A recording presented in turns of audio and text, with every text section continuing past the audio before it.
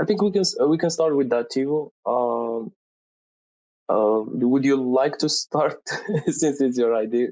I guess we can start with you and then go like one by one. We don't have many people anyway.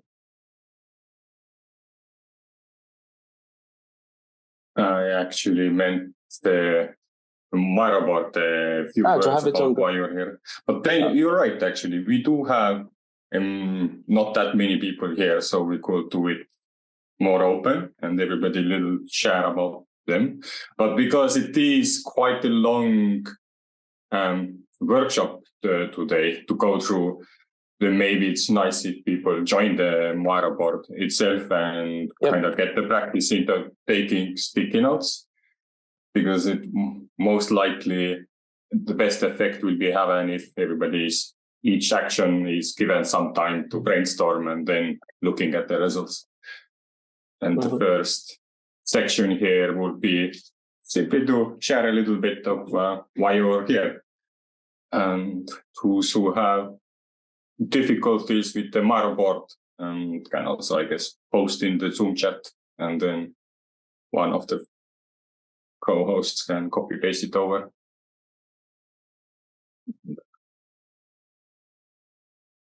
So, did everyone have access to the Miro board fine, or are there any problems?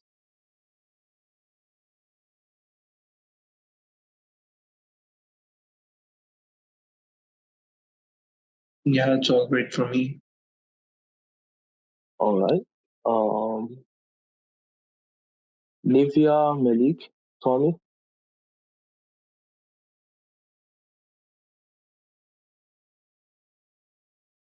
For those who are new to the Miro board, you have to click that link and get access to the Miro board, and you'll be open with the page. Yeah, I'm driving, so I won't access it. Yeah, that's fine, Tommy. If you'd like us to add anything, you can just say it, and then we can add it as a sticky note. For anyone else who has like similar situation, I mean, you cannot access it for a reason or another. It's fine. You can just speak your mind, and we will add it to the Miro board. Otherwise, yeah. If you have any technical issues, as Tivo said, just let us know.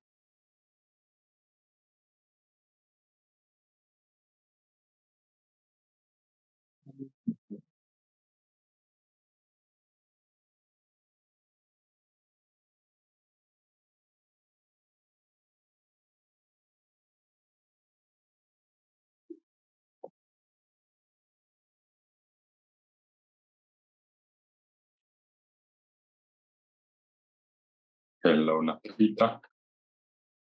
To share a Miro board in Zoom chat. Once you click it open, you will be part of the board. We all take sticky notes.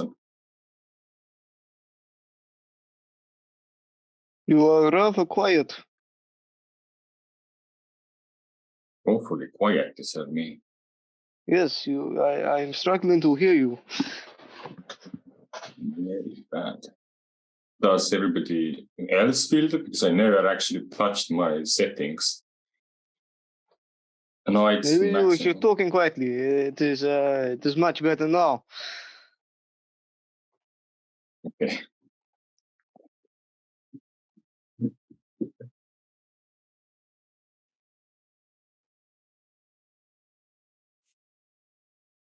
All right.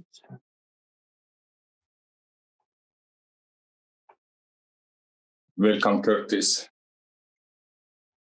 Either in the first part of the session to share a few words about why we are here. Drop the Miro board link so you can also have the access to.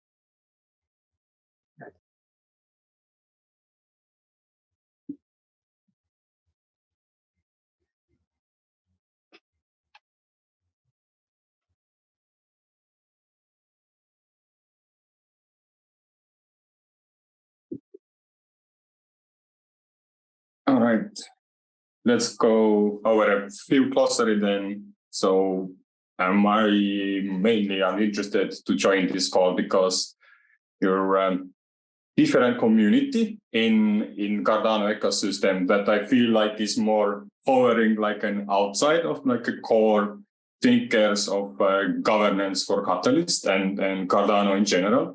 So I'm like, it would be interesting to hear is the opinion for the changes and the systems that are proposed by the constitution, how they sound to you, does they make sense, and what kind of questions you come up with throughout the workshop.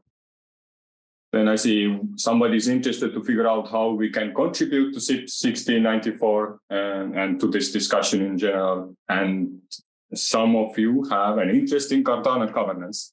I guess we all actually are having that interest, else we wouldn't be in this very niche call, which is very long, very hefty, a lot of content upfront in order to even participate. So I already applaud you for making it that far. And I will go through like basic ground rules and go over the glossary of terms, and then I hand it off to our host, Rojo, and the co-host, Slate, who will help you to kind of facilitate the rest of the session.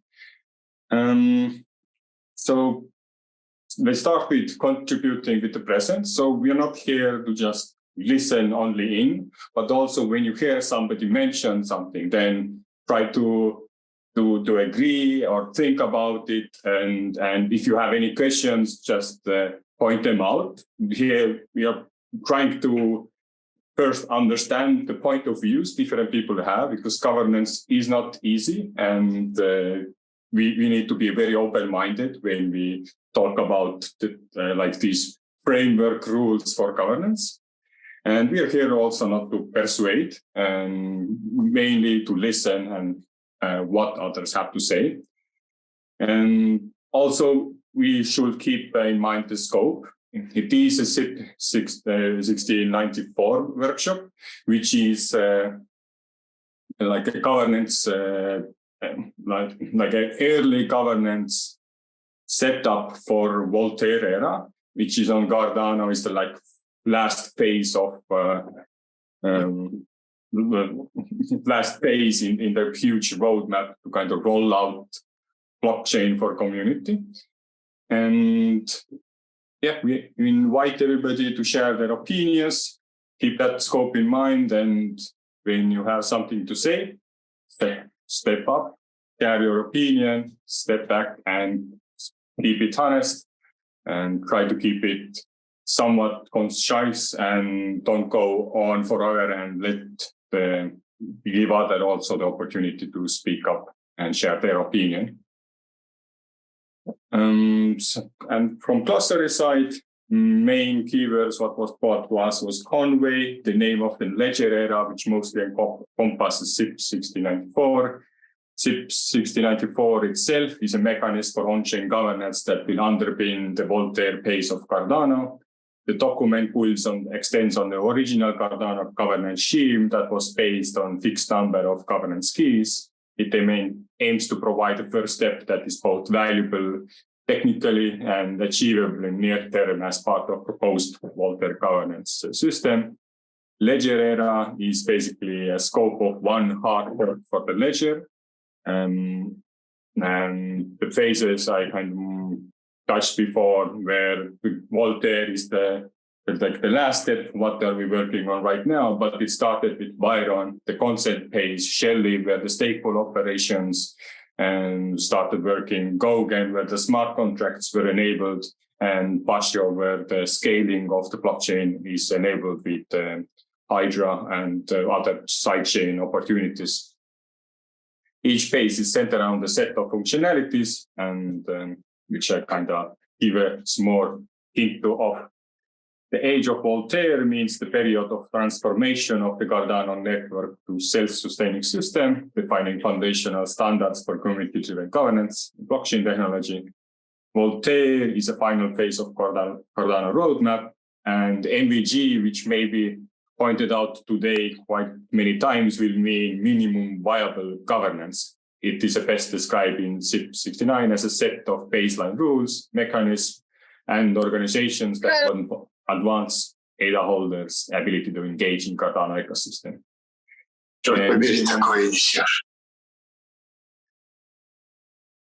Pardon? MVG aims to establish a basic democracy that is stable and secure to create space. You can. Alfie, what was that? And looks like there are a few people trying to take over the meeting itself, but we had few. Sorry, I just sneezed. Oh, that's fine. Bless you. Yeah. And yeah, that would be it for introduction. And first thing, I actually think Roger can introduce the first thing, and I will stop introducing and participate. Yeah, that's fine. So, Alexi, yeah, that's cool. All right. So, yeah, thanks a lot for the introduction. I really appreciate it. I think that was a very nice and neat start to know what are like the basic parameters of what we're gonna do. And I would like to emphasize and remind that this whole workshop is based upon participation, and it's based upon feedback, and basically it's based on your feedback. And if we cannot get this information from you, then there is no purpose basically of having that. So the first thing I would like to start with is to have basically some insights and opportunities that you can drive from getting your basically what you've learned about CIP-1694. A little bit housekeeping, gotta delete people from entering.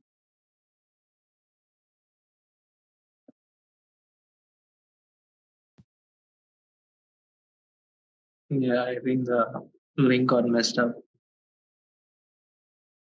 No, but everything is good that we have the middle room where they can sit and wait. I wonder also if we have okay access in the Marabon. Yeah. Go for it, Tommy. Go for it. So I just stopped. I pulled over. I got a minute. I hear the protesters of governance have entered the room, and they're trying to shout down this workshop to thwart democracy and decentralization. However, they should know that we will prevail. We will fight back. We will work towards a governance for the people, by the people in this decentralized community. And as an American, I will say I am embarrassed by the SEC thwarts to shut down Cardano and other blockchains that are working, such as the CIP-1694, towards decentralization. So speak on, but the people will prevail. Yep, that's well spoken, and that is exactly the case. I mean, usually you get a couple of bad apples that attempt to, I don't know, probably shut down speech and all these things. But usually truth prevails. So let's keep going. So the first thing, and I think it would be best if we can do that. I mean, on here, and then we can move it to. Yeah, this is gonna be a little bit challenging actually to have this call with the constant singing. But yeah, the point is, if we can get some insights and some things that you got from reading the CIP text, that would be great. And I would start from myself to set up a little bit of a basis for this conversation. And again, we cannot have a lot of details shared, but some of the things that I appreciated about the CIP text is that it was quite comprehensive. It included a lot of details. I liked how the SPO role is being enforced, and it's being balanced so that we don't have basically 3,000 people controlling everything about the protocol. We have this other set of people, which is the DREPs, that kind of emerged from holders and from SPOs. I mean, you can be an SPO or just a normal holder and be a DREP in the same time, and that's quite a cool way to kind of reduce a little bit of the power that the SPOs have. So yeah, that's one thing I can share. Next, if anyone is interested. One thing this governance may bring is the fact that, one hope is that with this CIP-1694, it's like a constitution. It creates this kind of a group of people who are able to focus energy and attention. And right now, comparing to what's happening here, one of the tension we may need is like security tools or more tools for communities to kind of use and have that kind of trust and ability to create safe spaces. Right now, we're kind of leveraging like other corporation powers, and we're not able to shift what communities actually need. So maybe CIP-1694 could be like a starting point to have this pockets of what is actually needed right now for the community and where should different parties should focus on. And then committees, staple operators, delegated representatives can then like curate and lobby that kind of information and get these pain points to the highest possible like requirement to do now, in a sense.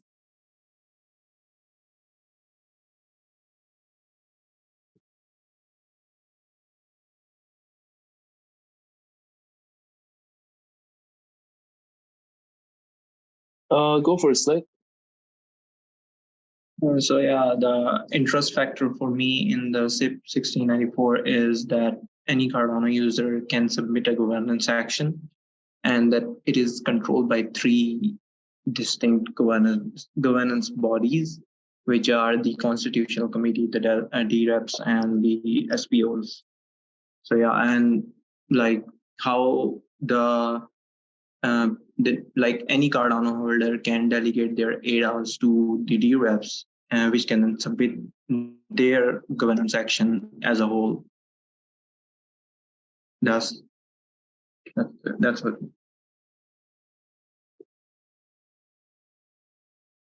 Thanks a lot. Sorry, thanks a lot for sharing. Yeah, that's definitely one of the strength points of this proposal, basically. I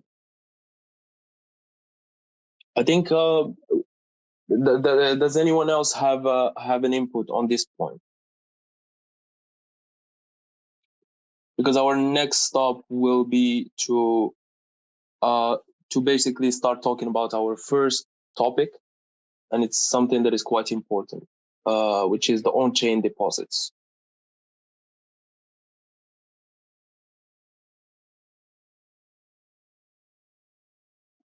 And for this, I mean, it's probably something that was mentioned. I believe it was mentioned in the governance for SingularityNet as well. So if you participated in that, perhaps that will be quite relevant in this case as well. So if not, again, I urge you to join the Miro board if you can. That would be great. I'll share my link again. We'll copy the board link. And Slate, if you can share the screen, that would be great. Yeah, sure. Thanks a lot. I assume you can do that. No. Can you guys see my screen? Yep. No. So if you guys join the Miro board, you just come and click on the sticky notes, and then you can add your opinion or insights about these CIP-1694 and actively participate in the voting session, as well as the participation during each questions we are discussing or about referring to in the CIP-1694. Yeah. One thing that is very important for everyone to know is that the input that we're gathering today will be considered to be added in the final CIP. Okay, so the current CIP is being edited and being updated, and whatever we're doing here is not something just relevant for only us, but it's relevant for the whole community. So whatever input that is interesting that we add into the conversation, that will be considered, and we will be recognized for it. And that is very important in my opinion. So it's not a work being done in vain, if I have to say that. So the first topic, as you can see in the screen here, is on-chain deposits. And this is a very important discussion. Why? Is because it defines the first wall or the first layer of defense against being DDoSed or having these attacks of like so many DREPs and like having the system chaotic. So you have to have a game theoretically, you should have some sort of a price that someone who's willing to game the system has to pay. So this is something we have to consider. And basically the main questions in this case are: what amount of ADA should be deposited to submit governance action, and what amount of ADA should be deposited when registering as a DREP? So the way how we can start with this is by joining the middle board and adding something. You can also write it in text and we will add it to the board, or you can just say it and then we will add it to the board. And once we finish with all the inputs, then we're going to talk about some of the inputs and then vote for the best 5, or like the most relevant 5, let's say. If that's okay with everyone, we can start immediately. I would have a question, Rojo, and that is on the current or the evolved definition of what DREP means in this scenario. Can you say that again? Correct. DREP definition started out as one thing. Some people have a confusion with Cardano Catalyst DREP. I'm just wondering what the current definition of DREP means regarding CIP-1694. All right. So currently what a DREP means is an individual or a group of individuals that is basically being delegated to vote for a certain action, governance action. And this delegation is separate from the SPO delegation. It is this also the concept of DREP in the governance is very separate from the Catalyst one. Those are two separate things. Thank you. Yeah, that's basically the soul of it. Yes. So again, I repeat the question: what amount of ADA should be deposited to submit a governance action, and what amount of ADA should be deposited when registering as a DREP? So for questionnaire, so for governance round, like to the amount that should be deposited to be able to do a governance round, do we currently have the amount that it is right now? As far as I read, there is no specific amount that's being discussed. There is a lot of numbers floating around, but not a specific number. Okay.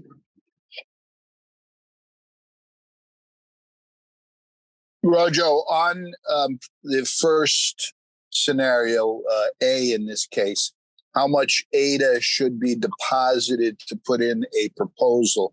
That is, and it's an open-ended question. So the vote would be yes or no, is an up and no vote, or is it like on the Osmo chain and other chains where there's a yes, a no, or a no with veto, which then strips the depositor of the amount of tokens they put up? Has that been discussed?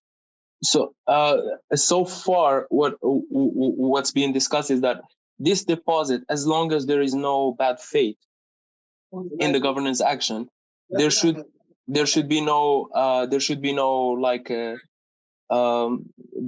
what I mean is like the funds will not be taken away by anyone. It's just these funds are making sure that actually the proposal is in good faith, not just a DDoS to attack the system, because someone can make like 1 billion governance action in one day, and that's a problem. But if you attach some ADA to it, you cannot do that. I remember that. Yeah, so that's one of the main reasons for that. But we have to kind of tweak things around and to see like, okay, if you put it too low, then you have a higher risk of an attack on the governance system. If it is too high, then you're kind of leaving a lot of people away from the conversation or from the governance action, which is also bad. But it doesn't have to be fixed. So you can think about it. Level governance actions with different amounts. Yeah, you can do that. That's an interesting thought as well. Like it doesn't have to be fixed for every single governance action. You can think about different governance actions with different amounts.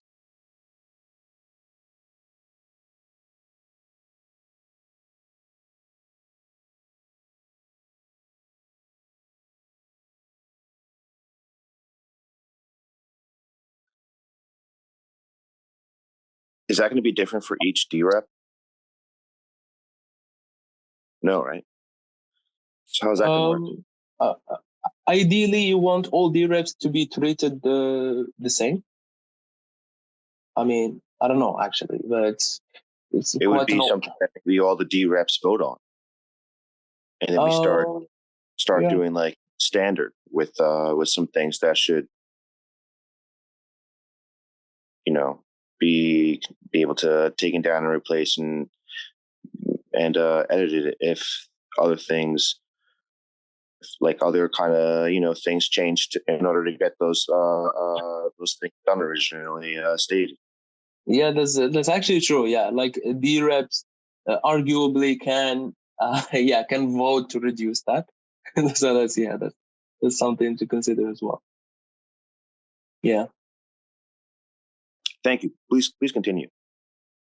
Oh no, I was gonna write my thought also on the board. So, in case you guys are not, I mean, I don't know if DS, if you are on the board, but you're welcome to join there and write your ideas as well. That would be great.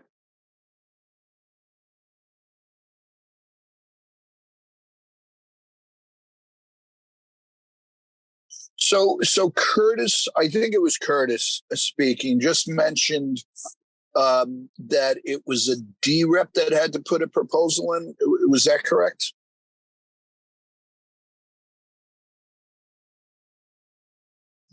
It wasn't.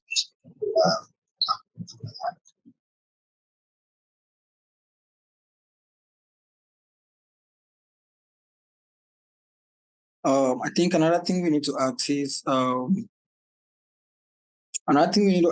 so this ADA, is it a minimum amount that a person should have in the wallet to be able to make a governance action, or this particular deposit is actually taken out for this particular action? So there are two ways. Some chains make sure that you do have the token, but it's only reflective. It doesn't necessarily come out of your wallet. I don't know. So in this case, I guess person is gonna take the wallet, I guess, right? Like it's gonna come out from the person's wallet, right?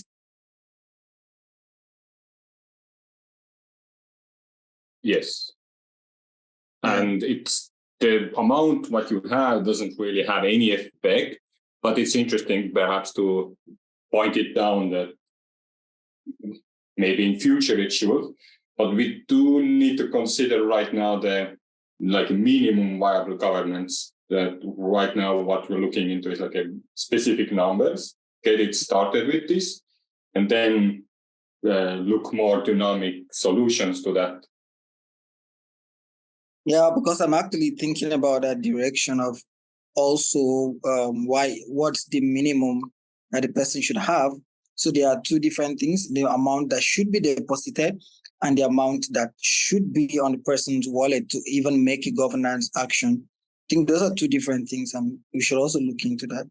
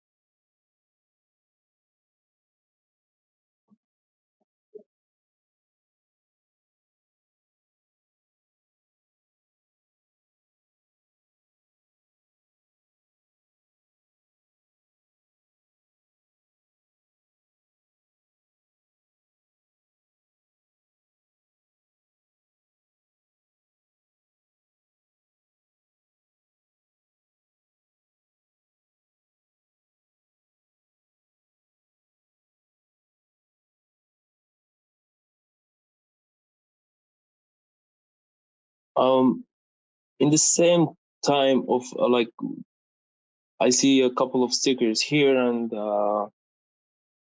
I don't know.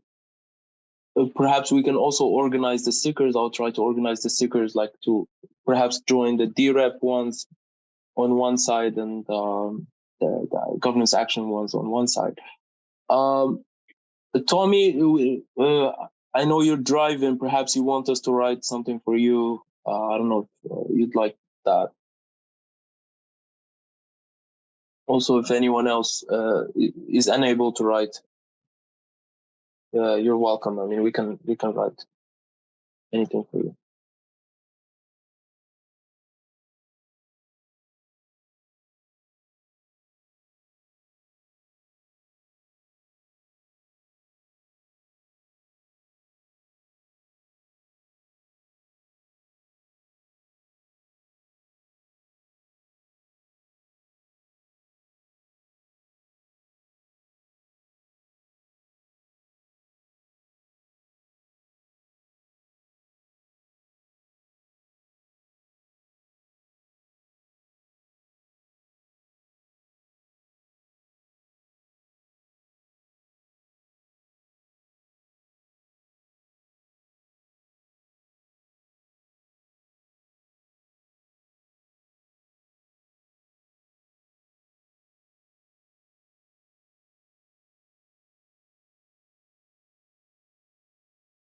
All right, it's quite organized. Thanks, Tivo, and the Curtis for that.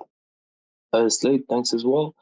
The first thing that I laid my eyes on was the 500, 100 ADA. I don't know who wrote it, but if you can clarify it just a little bit more, perhaps say which one is which, and that would be great.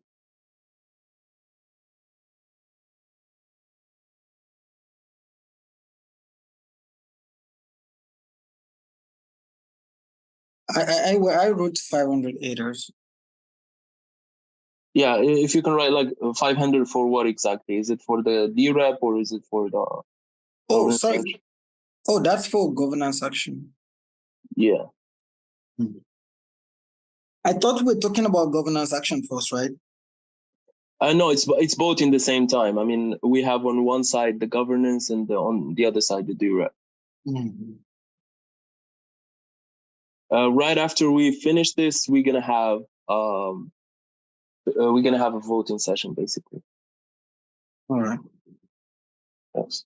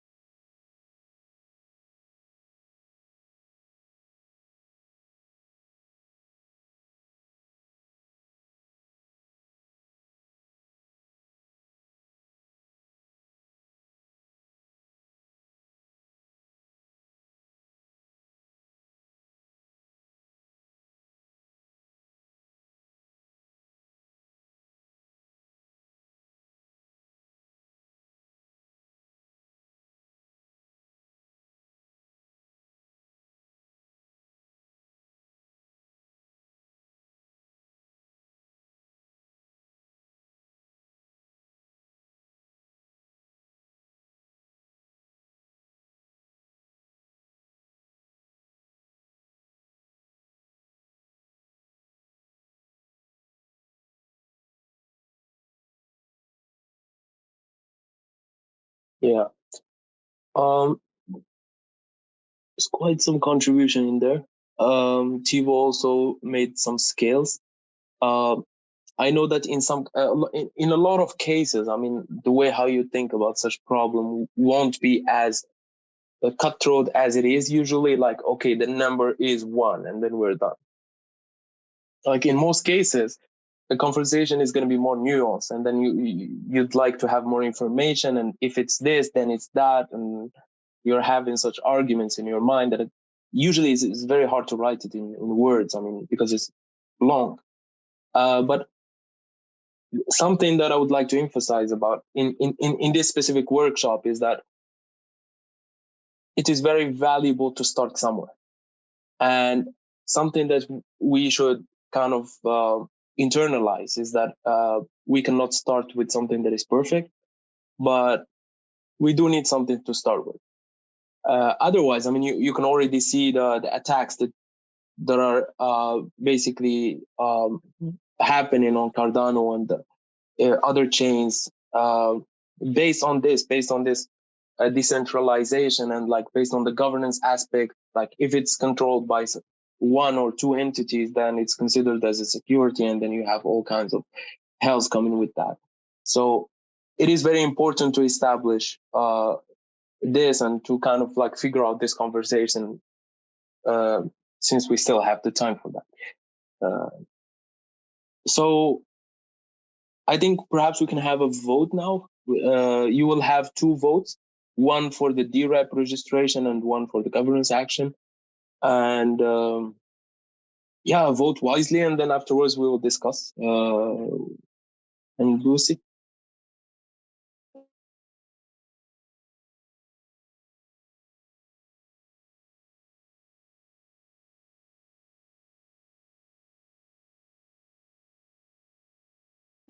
I don't actually have the rights for the. Yeah, I'll set it.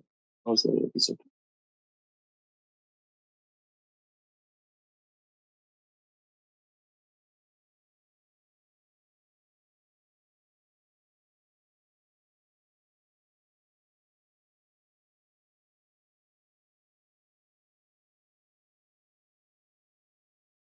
I think maybe even give like 4 votes, but we get complicated because we have 2 different ranges, and I wonder if you give like 1 or 2 votes to people to select this qualitative information that was provided, and which like most speaks to the voter.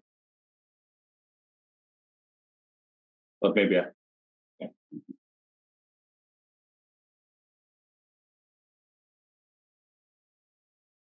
I gave 4 votes. Let's see how that goes.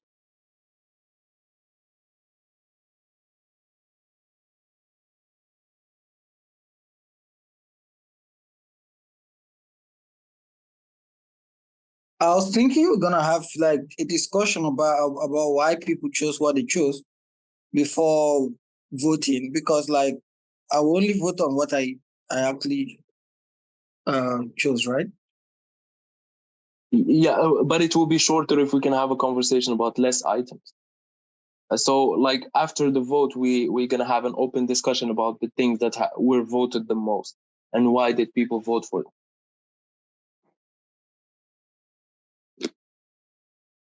And we can have like a minute or 2 of if anyone like would like to talk about another item that wasn't necessarily like voted, but they felt like it was perhaps like worth talking about.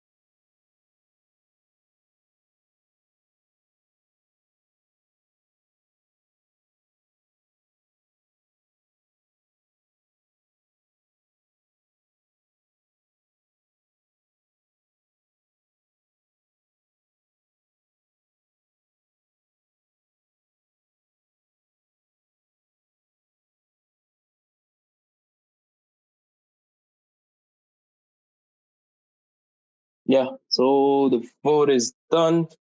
And can we see the results? Yeah. So what's that? We have 4 votes on in order to submit a governance action, the deposit should depend on how advanced the action is. Okay. 3 votes on 100 to 1,000, and then 2 votes on, not read this properly. Yeah, government action deposit makes sense to be to be an equation based on attributes of the governance action itself. Consider type of action, amount of resources required to fulfill the action deliverables, and committees involved in the action. With all these attributes, you can see how the amount of deposit should be based on those factors. And then we have another 2 votes on 1,000 to 10,000, and then a bunch of 1 votes, basically. I think it would be easier if we can start with the number-based votes. Like the most number-based one that was voted was 100 to 1,000. Can anyone tell me, perhaps if you voted for this, like why did you resonate with 100 to 1,000, just as a number?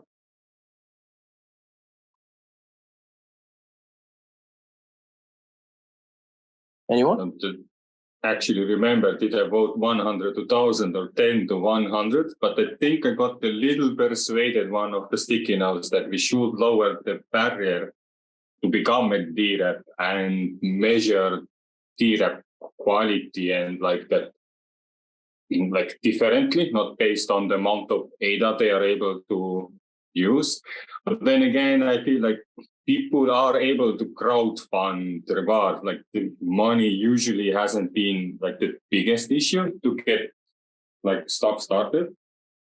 So yeah, I would say that just feels 1,000 feels low, but I'm aware that in different geographical areas that is not that low at all. But on another side, for the governance action, I actually went like 1,000 or more, because I feel like the less decisions we need to make, the better. And because if we are in a plutocratic system, it probably makes sense to kind of have a bit higher threshold to get in. And again, crowdsourcing is possible. So I don't think any idea that needs to be discussed will be left out. Just to have that kind of balance of decision-making objects. That's to be quite honest, I mean, I had the similar arguments. I wanted like the minimum to be not like too high for like nobody to be able to participate, but in the same time it's quite substantial. And 10 to 100 seems very low in my opinion. 100 to 10,000, 1,000 to 10,000 is too high. So I thought like somewhere in the middle would be fine. Like I personally think about something like around like 500, 600, something like that. That would be fine as a start. I mean, for both action and DREP. I believe like in order to get a SPO certificate, you have to pay 500, if I'm not mistaken. Anyone can correct me in here. So I thought like something around that for DREPs as well would be like reasonable.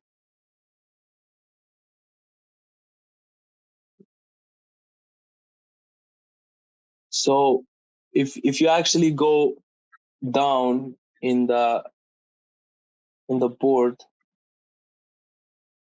I put some of the most voted things in here. I put 3 of them in the MVG, minimum viable government, and 1 in the post minimum viable government. And I would like, actually this one was by Curtis, so I would like Curtis to dive a little bit deeper into this, and then we can have a conversation about it, whether it actually belongs to the MVG era or the post MVG era. So Myers, do you mind talking about it? Sure. Yeah, in my opinion, it should belong in the MVG, but because I don't see how complex that may actually make it. If you're just taking the different types of governance actions and having a basing like a base price off of those, and then certain factors that can modify the deposit amount, and that could be based off of the amount of resources required and so on and so forth. If you're just setting, numbers, I mean, to me, it's really no different than, like you said, 1 to 10 data, 10 to 1,000 data, whatever those numbers are, it's arbitrary. So you're just setting a specific value for some of these different aspects and applying them all together to get a more unique deposit amount based on what the actual action is being requested. And I was under the impression that there was going to be ways that people can sponsor or support these governance actions such that they can delegate some of their ADA. So larger communities can delegate some of their ADA to support these governance actions. So if the amount of ADA required is high and significant, the person who is submitting the governance action themselves can actually outreach the larger communities and ask for support. Does this align with what you guys are looking for? And that can kind of collect and aggregate some of the deposit amount itself. So they don't even, in fact, need any ADA themselves if they can gather enough support from the communities. I see. That's actually quite interesting. On one hand, yes, it does make sense to have such like a tiers. I think about it as, I guess, as tiers, like you have a tiers of delegation into an action, where you have, let's say, instead of having just one DREP or DREP, basically getting an action item, you can have multiple ones, and then they all gather up all their delegation, and if it's on a certain tier, it pays a certain amount. Is that accurate? Yeah, I mean that. Yeah, I'd say that's close. Yeah. So it is a very cool idea, actually. I really like the idea. The only problem I see with this is it opens up another conversation, which is how do we determine the tiers, and it opens up another discussion, which is will the minimum viable government be able to support that? So we're talking about multiple DREP propositions or like proposals. Will that be available from the get-go, or will that be something that is available further in the future? And that's why I put it in post MVG, because I'm not sure that will be available from day zero. Yeah, that totally makes sense. I mean, a more reasonable approach, I think, to MVG would just be setting different, like you said, tiers, different values for the different types of governance actions, which are already defined. And then that's it, just a basic start of each type is this price, and then you can kind of go from there. Yeah, it does seem like more straightforward to have like this, as you said, like just okay, this type of governance action, this amount of money, and it's quite straightforward. You don't need to think too much about the philosophy behind it and the game theory behind it. But once that is established, I mean, I think your idea is definitely something to consider to implement in the future. And that's why I believe it's like a perfect fit and a really nice fit, at least for the post MVG. Perhaps we can draw actually some explanations, like with some sub stickers or like other stickers next to things.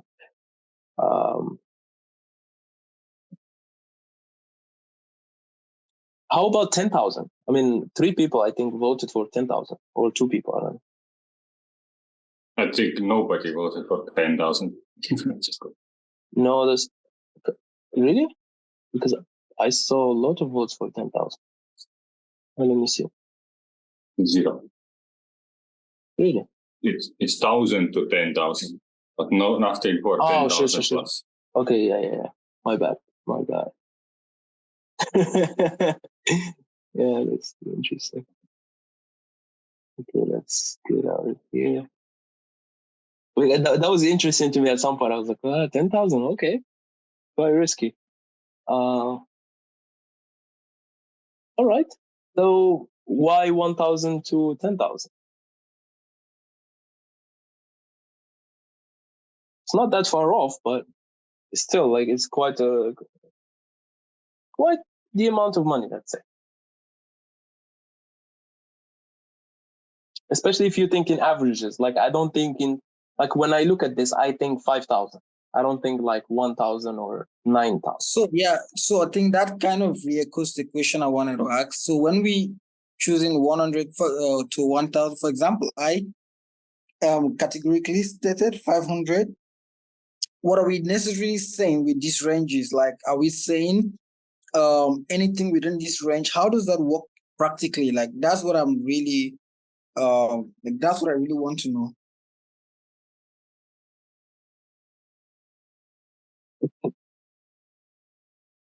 Can you ask it in a different way? Perhaps I didn't get the question. So what we are having here, like the opinion we are having on the MVG, like the boards, is people are actually saying 100 to 1,000, 1,000 to 10,000, and I'm like, in essence, what could that mean practically? Because I feel like if we are saying 100 to 1,000, are we saying anything within this range? If someone has any amount within this range, it's okay to take a governance action.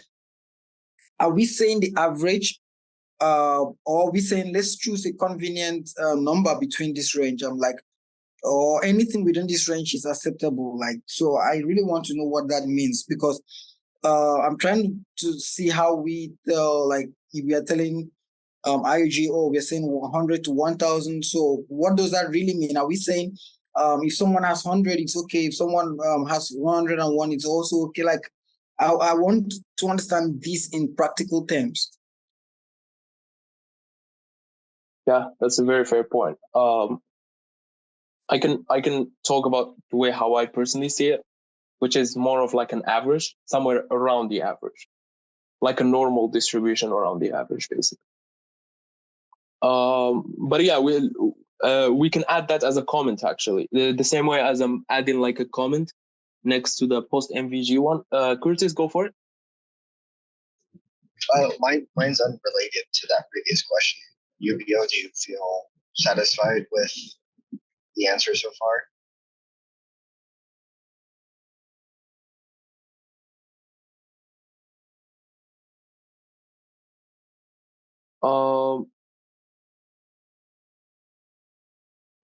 I just didn't want to change subjects. Yeah, it makes sense. Ubayo, what do you think? Like, how does like an average seem? I believe like most people. An average is very fine, because that falls within what I actually had in mind. I chose 500, so that falls. But I just wanted to be sure that we are saying the same thing. Yeah, I think like the way how most people would think about it is like, okay, we have this range, and then we want something around the middle of this range. Like, we don't want extremities, obviously, but we still want something around the average. And I don't think, again, like if you don't think that's the case, please, like, tell us. But it's not like, okay, if you have anything that is in that range, then you can make the proposition, or you can become a hero. We're just like defining basically the range of conversation, or like acceptable numbers. I think Curtis, go for it. All right. I definitely see the appeal in having the deposit amount being as minimal as possible, so that we can encourage contribution. Everybody's voice matters. Everybody's participation is valued, and so I'm actually pro making it as low as possible.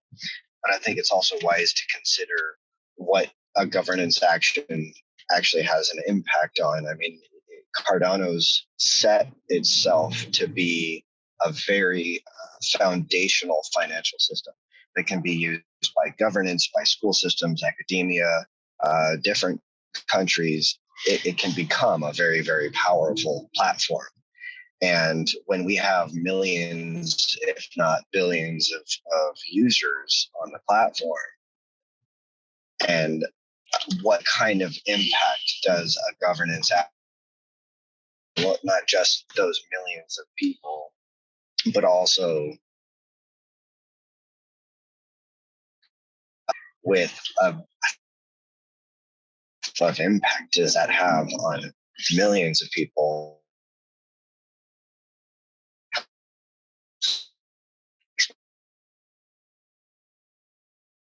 That's very fair, actually, Chris. I mean, when it comes to the deposit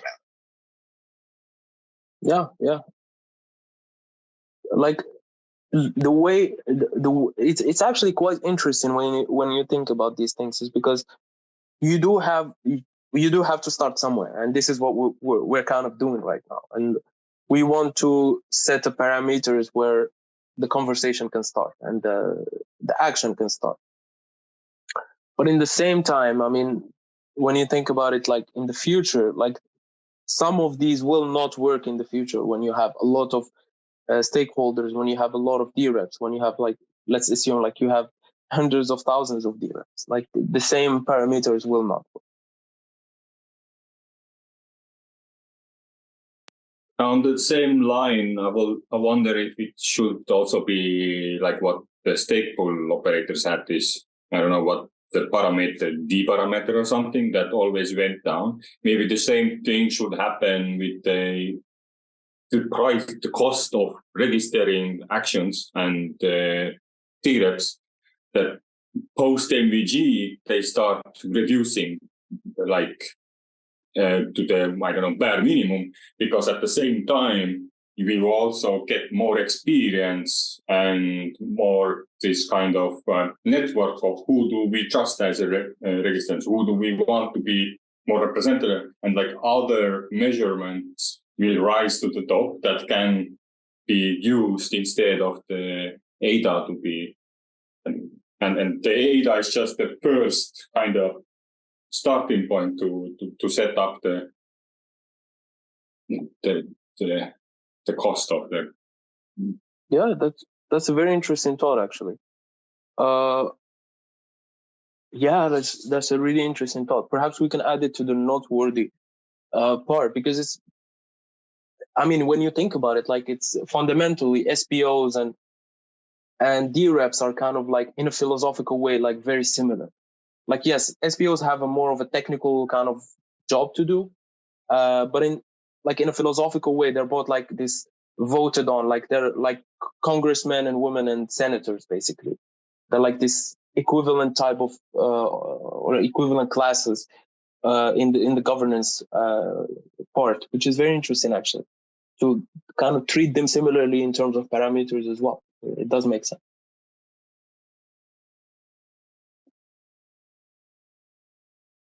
We did spend a lot of time on the first point, which is quite interesting, because we will have to move a little bit quicker to cover like most of the important parts. So yeah, if nobody has a question or like an input on the first one, we can perhaps move to the second point.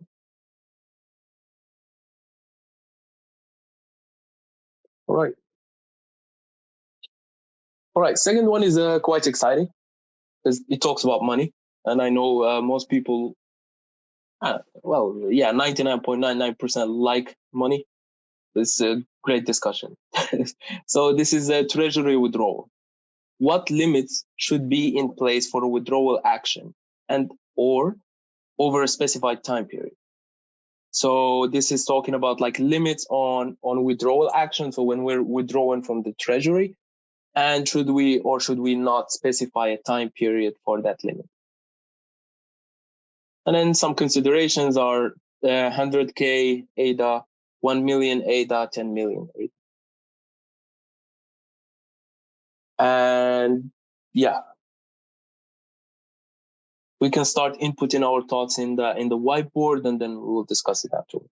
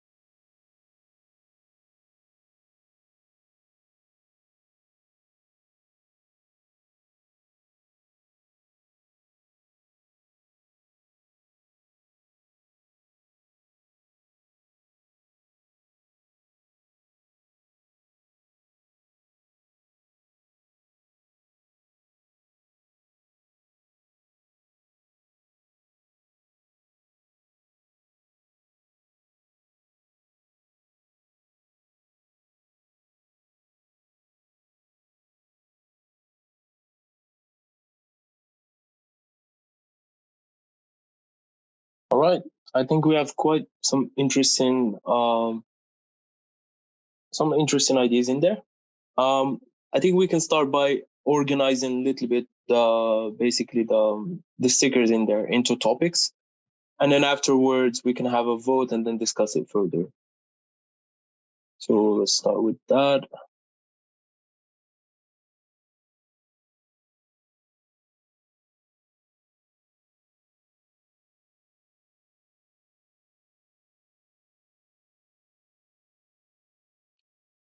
So yeah, as you can see, like there is quite there are like two main topics. Like the ones on the left are more like number oriented, and the ones on the right are more like questions oriented, like and a bit more philosophical, let's say, in terms of like answering the question.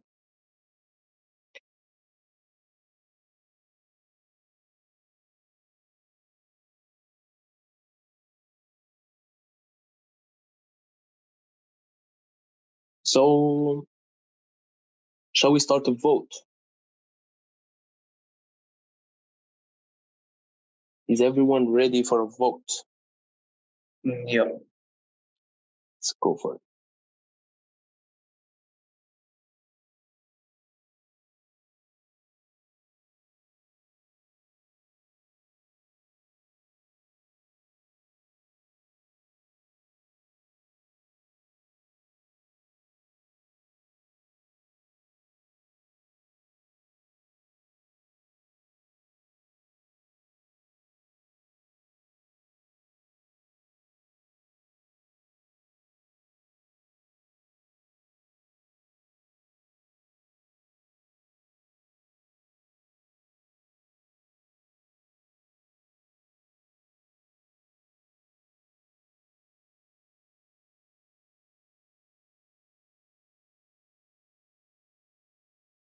I think one sticky note is out of the voting. Yeah.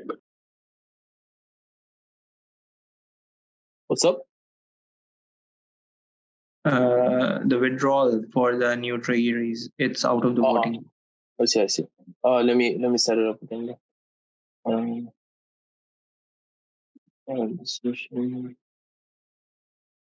No.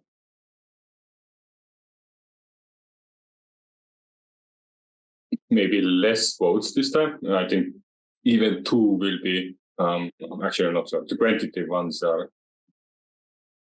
random. Yeah, we can have three. I think three is. I think even you may actually give more, and people then just not use all if they don't find it, because the quantitative side is like a very combined options. Mm-hmm. All right, let's go for it.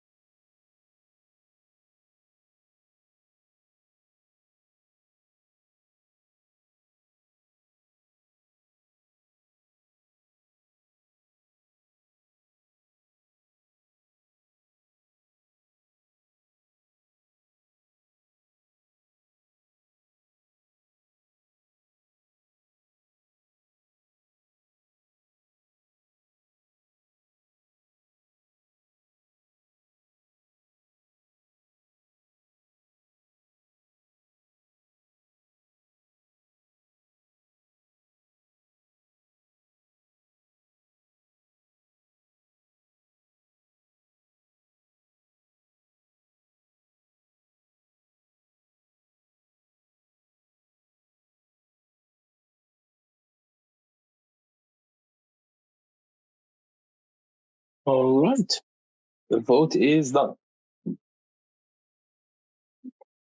So the most voted ones are, we have the withdrawal limit should depend on the reason, i.e. Catalyst gets a higher limit than funding a new event. Okay.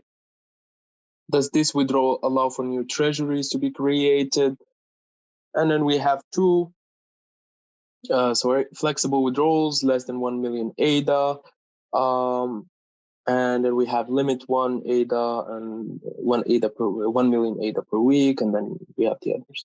So let's move in like the most voted ones and discuss that more.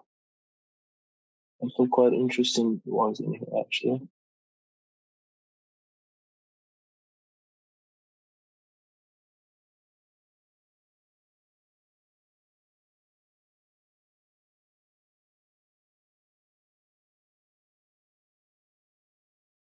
All right. So I think we can start like with the ones that are based on numbers. Again, because they're usually simpler to discuss, so perhaps we can discuss that first. So limit 1 million per week. I guess that's 1 million ADA.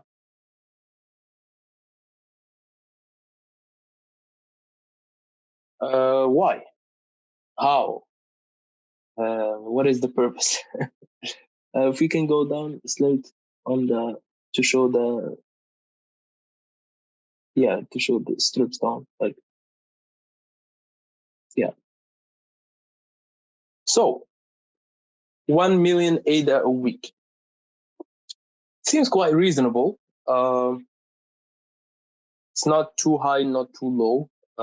It's like should be around 4 million ADA a week. For in most cases, I mean, it should be enough between Catalyst and the other, because Catalyst also is not paid on one go, so it does not pay like more than 1 million, let's say, in a week. So that makes sense. Oh, it does. It does. It does. Well, right now we have a 50 million ADA run, and if it continues to do the same thing, like, and actually trying to do at least 3 innovation funds per year, that would mean that the catalyst itself would require 150 million per year, and if it's split it by 12, it's quite a lot. Yeah, when you think about it, like think about it as, okay, we had Catalyst, and then in the first time that we had the first installment being paid to project, that's probably going to be more than 1 million. It's 12.5 million ADA per month is consumed by Catalyst itself, assuming the same trajectory. Yeah. So yeah, we might need to edit that, and I'm not sure. So, but what I can't get it right here is if you're spending that money, all of it is not released at once. Like most of the projects don't get paid it's not like everybody's getting paid every month and all that. Some projects it's now milestone based. Some after the first month, the next time they receive is 3 months after. Like it doesn't always follow, and sometimes the 50 million can be exhausted in 3 years. Or let's put it 1 year or 2, because some projects take that time.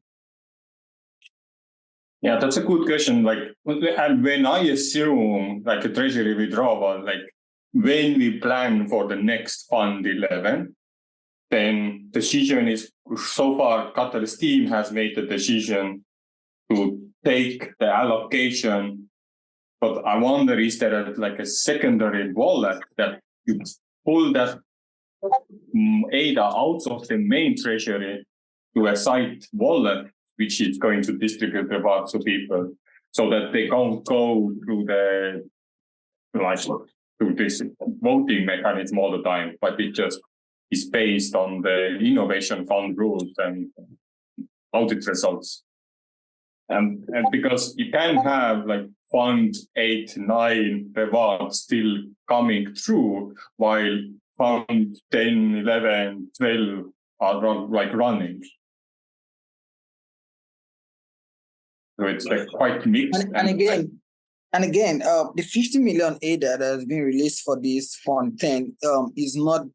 I beg to differ, but maybe this could be because of the length of time that was spent between the last funding round and the next one. So I guess probably that's why there is an increase in the funding. Yeah, that too. They did say they pumped a lot of rewards up, I think. But I'm not sure. I think the fund 10 was decided already, the size with the fund 9.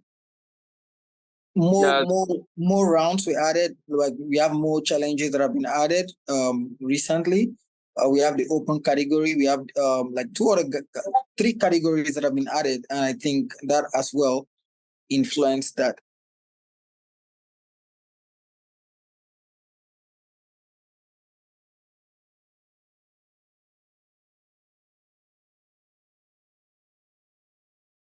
Yeah, because if I calculate it like average 25 cents per ADA, it is $12.5 million, which goes a little to the, like this is the full amount usually rewarded by the 60 million cap they wanted to introduce. Minus the assessor reward. Either way, it looks like we're gonna we need like to draw a lot more rewards from Treasury just to keep the catalyst running.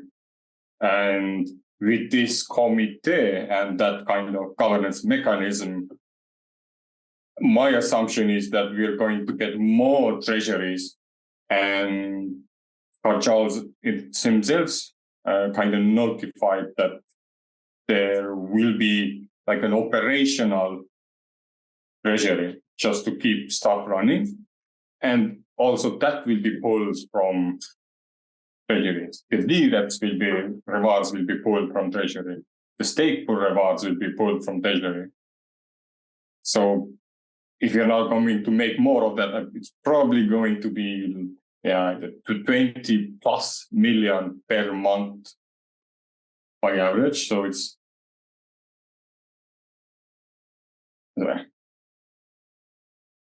the sticky notes we did put down are like far, far below the minimum threshold it requires to do it even right now.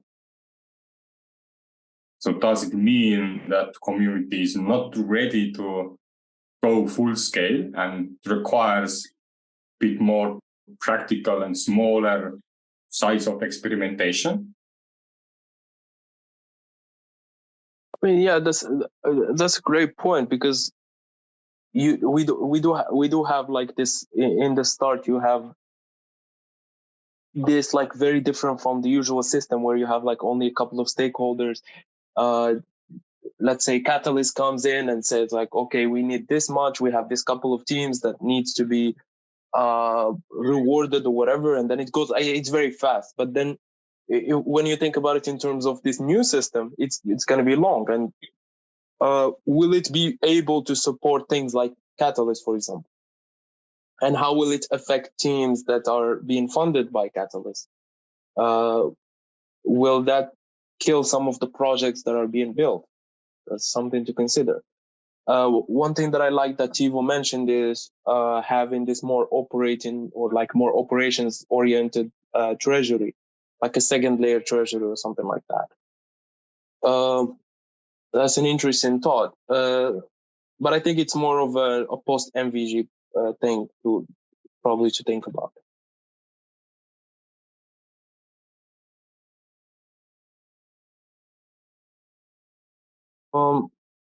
some of the, let's say, less, okay, there is flexible withdrawals, less than 1 million ADA. That's one thing that was suggested as well, to have flexible withdrawals, but less than 1 million ADA. So I don't know if that means like all withdrawals should be less than 1 million ADA, or what does that mean exactly? It was added by me, actually, and the thing I was referring to over here was like if there are normal operations within the Treasury Guild, like that would be per week 1 million ADA, less than 1 million ADA. And as Tivo mentioned, like in Catalyst, the withdrawal depends upon the type of event they are hosting or the type of event that is occurring. The rewards or the withdrawals are increased. That is what I meant by flexible withdrawals.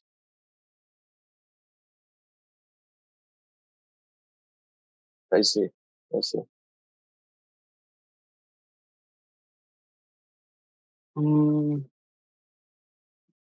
We also have some interesting thoughts in here. So the withdrawal limit should depend on the reason.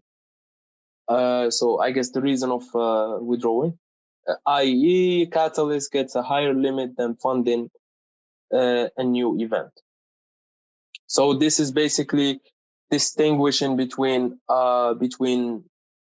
types of withdrawals. I mean, perhaps this could be post MVG actually, because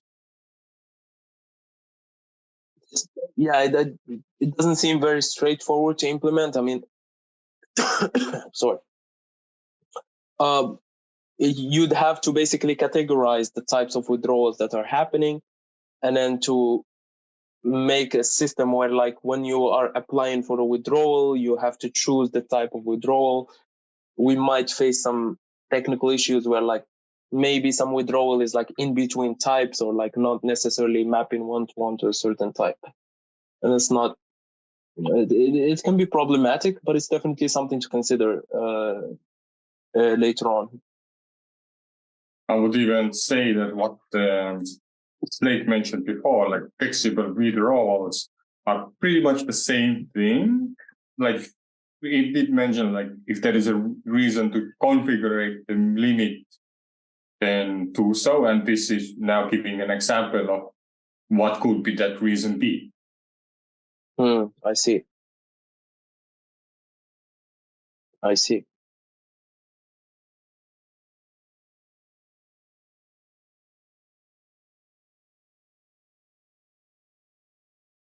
There's also one last. This thing is taking long. I'm trying to withdraw money in my account. Obayo, your mic is open. Money? Oh, sorry. No problem.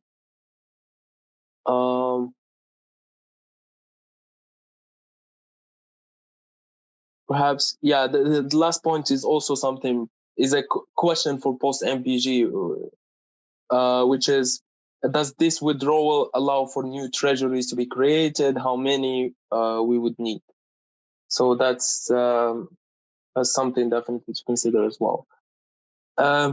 Since we only have one left for MVG, perhaps we can add some of the ones that had one vote. Some of them were, I think this one. No, I think even having like one is fine. Right. Yeah, and we also should consider time and steps to another action item. So yeah, definitely. We can go to the next item if nobody has some inputs on the previous one, which is community tooling. And again, I keep saying like we have to be faster with that, but then we're not. But, but it's good. Like the conversation has been fruitful so far, which is really nice. Something I appreciate. So community tooling. What tools and user experiences need to exist to lower barriers to participation and make Cardano's on-chain governance easy to engage with?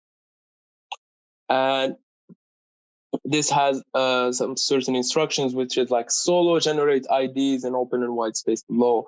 And, same as before, we have some sticky notes and we can add it. This is a very broad question. And some people are going to take it on the technical side. Some people are going to take it more on the philosophical side. But we can make sure to have enough interesting thoughts, I think, for that. So just to repeat, so what tools and user experiences need to exist to lower the barriers to participation and make Cardano's on-chain governance easy to engage with? And I guess we can start adding some sticky notes. Let's go for it.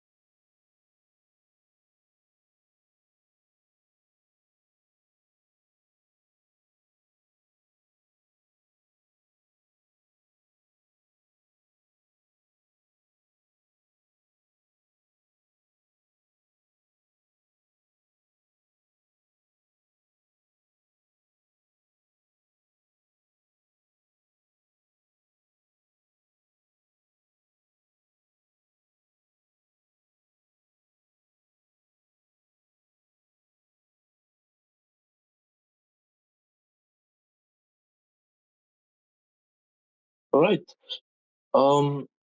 Thanks a lot, everyone, for adding up the details. If anyone didn't add or couldn't add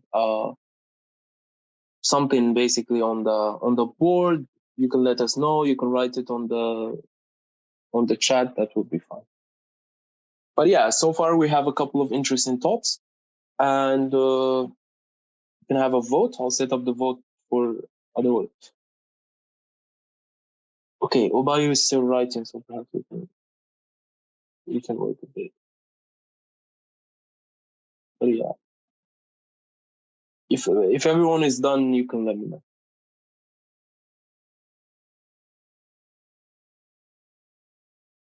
Yeah, we're done. All right, perfect.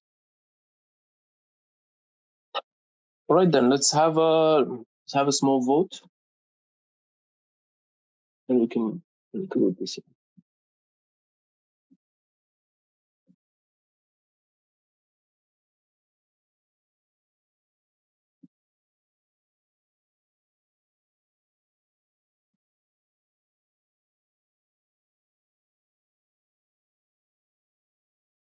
All right, the vote starts.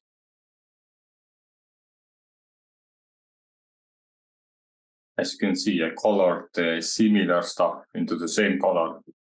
So if you select either of these, I guess it will be like 1 point. Yeah. And then the same colors are summarized up. Sorry about that. I just got disconnected.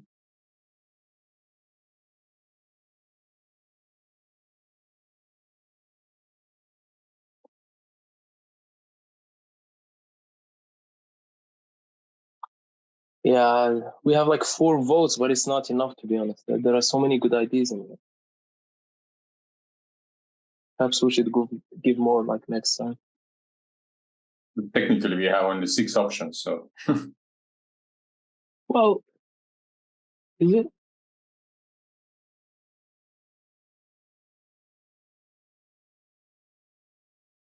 Hey, is it me or is it showing 99 votes to everyone? Only for you, I guess. Yeah, I think it's only for you. It showed me 4 votes. You're lucky.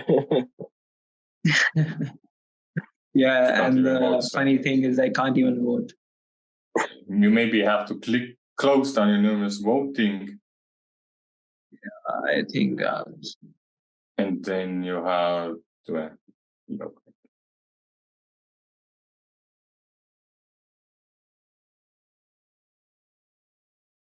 Nope, you're fucked.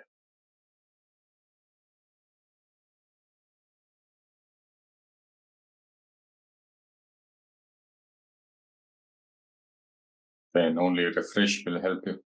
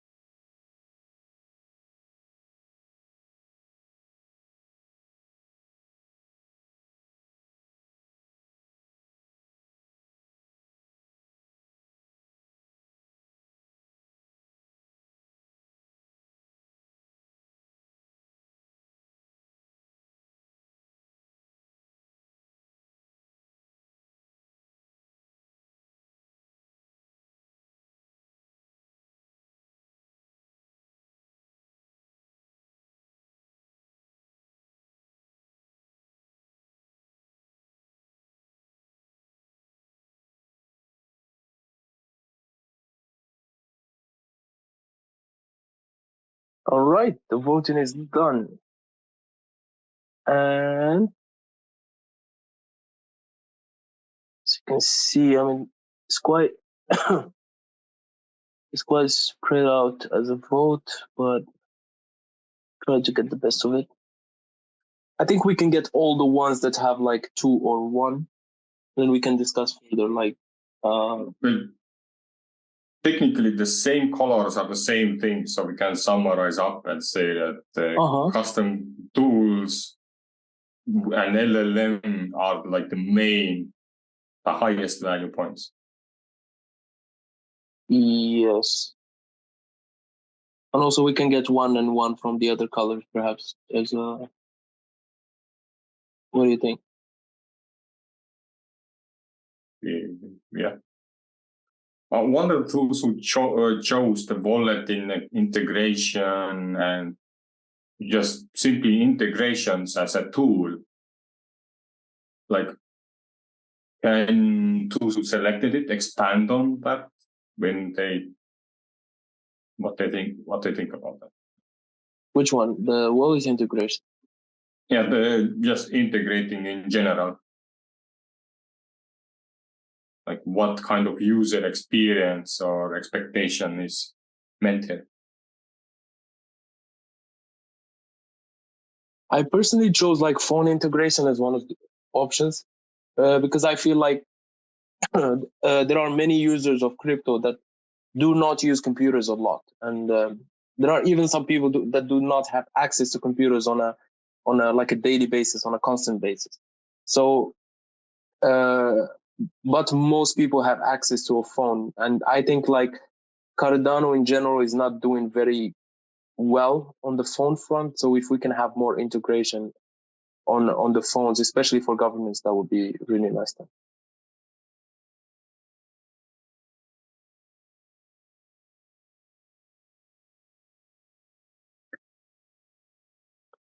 So as you can see, integrated with what? What do you mean? Like, when for example, where we have a sticky note, custom voting, and for basically DREP. So that is a tool already, which might as well be put on phone. And on the orange ones, I feel like the main focus here is integrating already an existing tool, and in that case, into phone. I think what I meant I'm missing the tool itself that is going to be integrated. Like, what are those? I like what I meant in there is that so we will have some governance backend code on chain and off chain. We want that to be integrated on wallets and wallets like apps on phones. That's the integration part. And how does it differentiate it compared to building a voting tool?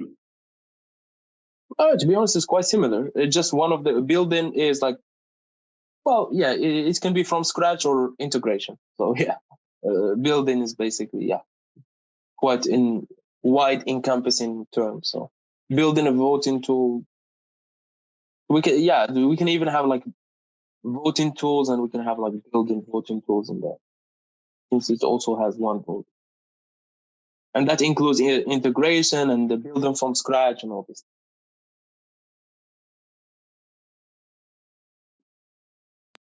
Okay, so those who put the sticky down, when they meant integration, they actually meant building tools and not just integrating already existing tools. One of the votes is mine. I can speak about that. That's what I meant. The other one, I don't know.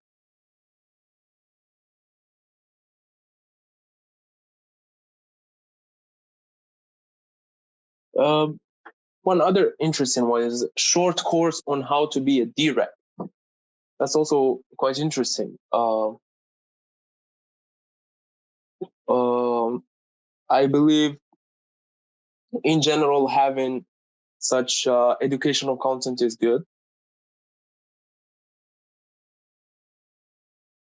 One good example is the pioneer kind of course that IOHK had for developing smart contracts, which was really good into like bringing a lot of developers into the community. That was a great step, and something similar could be done for DREPs. If we want to onboard as many people as possible and as many, let's say, diverse people as possible. Because one thing that is obvious to me is that a lot of SPOs will become DREPs, because that it just makes sense, because it's like a very similar process of doing both, especially in terms of like delegation and all these things. But it's not trivial how like a normal holder or like a community member will become a DREP. That will need a lot of information and a lot of also like work from on like encouraging this, like encouraging a normal person, just any holder, to be in that position of power.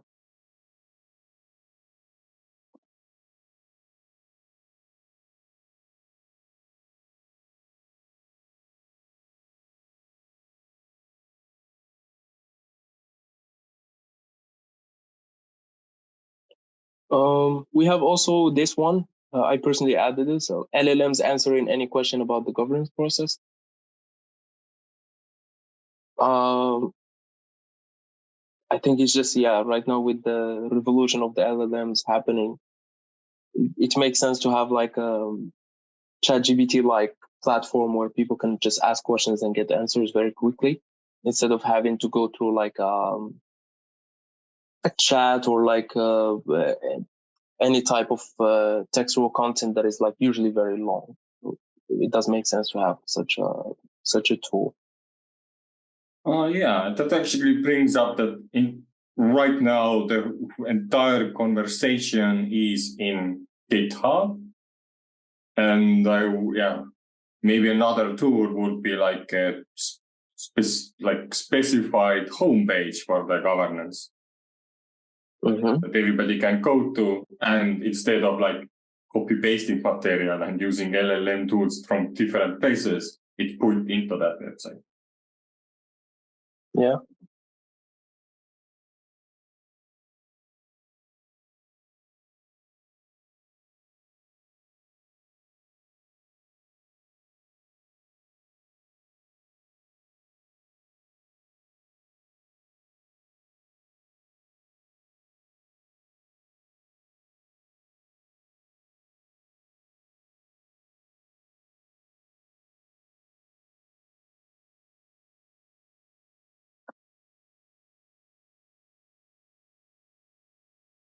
If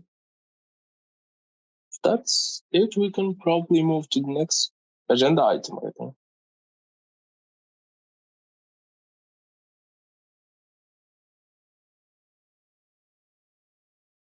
Everyone okay? Yeah. Yeah. I know it's quite a long journey, but it's quite interesting topics as well. The next couple of ones, actually, we're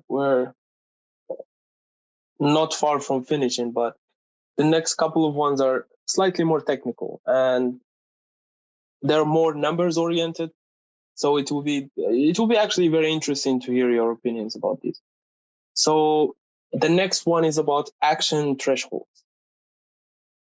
And it would be actually very nice if we can share the table where it has the action threshold numbers or constants. But yeah, the question is as follows. What quorum and passing percentage thresholds are required to ratify a governance action? Consider all 7 governance actions. Constitutional amendments may warrant a supermajority. Okay. What does this whole thing mean? So for every action item, we have a certain number, and there is a certain number for the committee. We have a number for the DREPs, and that number is basically a percentage. And we have another number for SPOs, and that minimum or that number that is specified should be met, or that condition should be met. At least that number should be met for this action to be ratified. Otherwise, it is thrown away. And I would like to share with you the table, and I'm searching for it currently.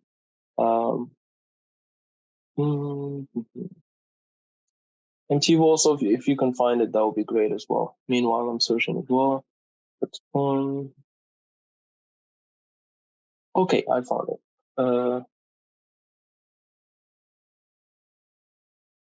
can share. Let me share screen. All right. Here are our magical numbers. So we have a motion of no confidence, and that requires a number from DREPs and the number from SPOs, P1, Q1. New committee threshold, normal state, and that is P and Q. And new committee state of no confidence, we have this. And then we have update to the constitution, we have these following numbers, and hard fork, initiation, so on and so forth. Okay, so basically your input is going to be like about these numbers, P1, P2A, P2B, and all this stuff. Like which one, what would you like, which numbers would you like to see?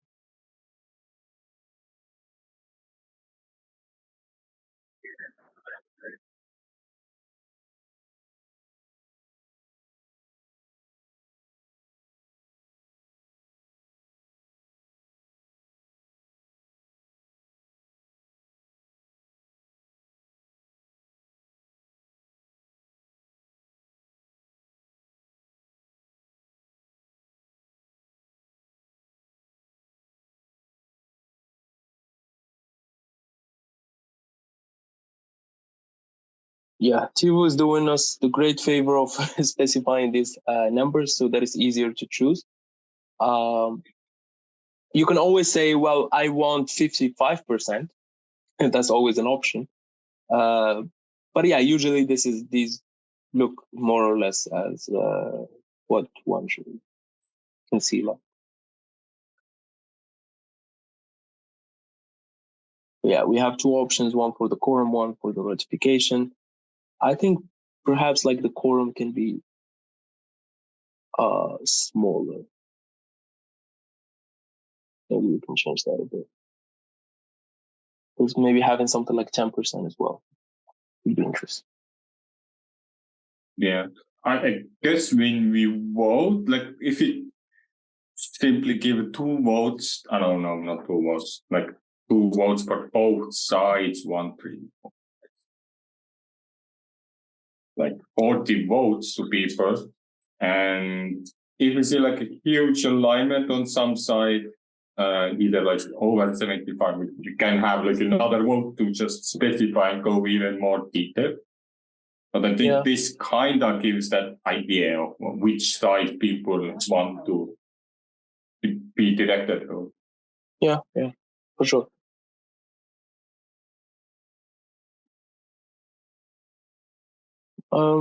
Then we can go directly, I mean, for a vote, I guess, right?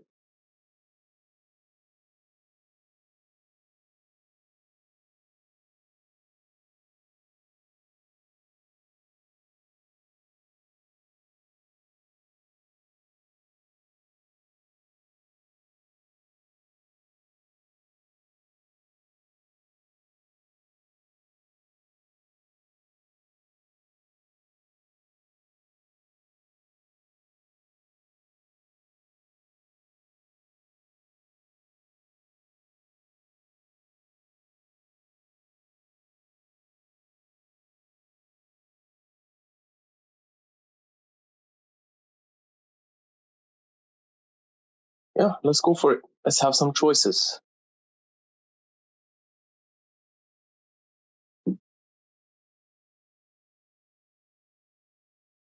And ignore the action and the description. Yeah.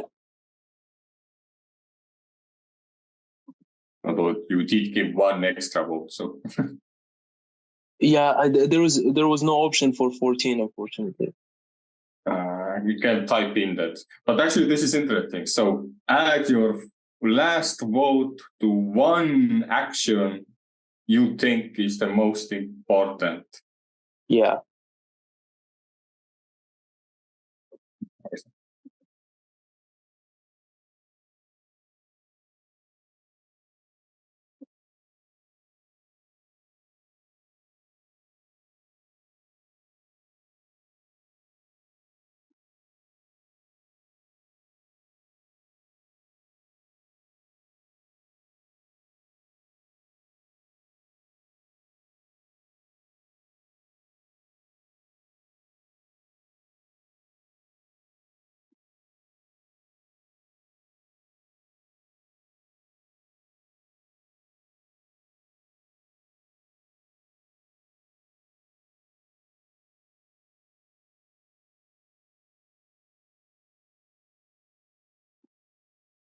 Can I vote? I think I can't vote here.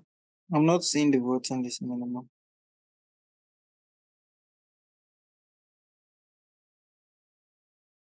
Can you say it again? But you have voted once. Yeah, since then I can't. Okay. Maybe a lag, and you have to just suffer and wait.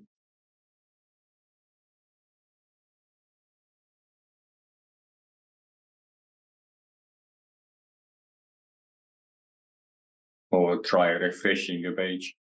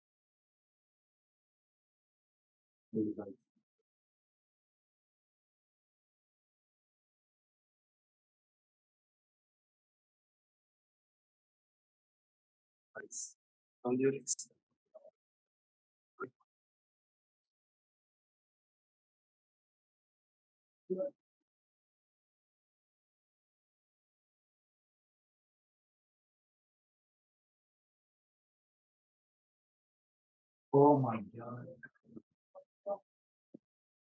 I like that thing.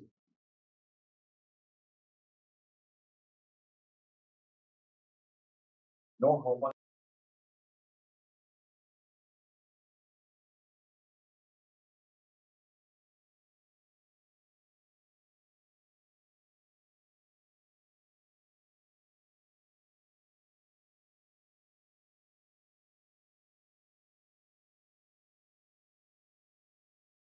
As we have 1 minute left.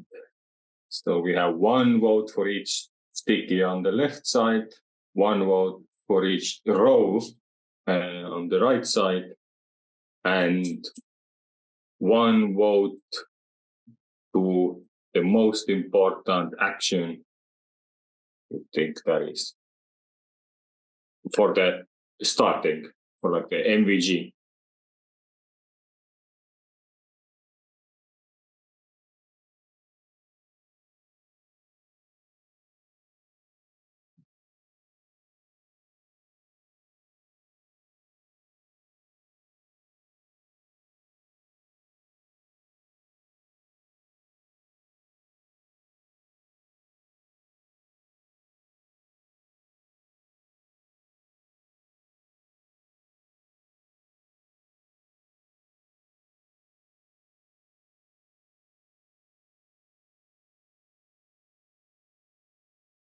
We're very close to being done, so if you didn't vote, make sure you do so.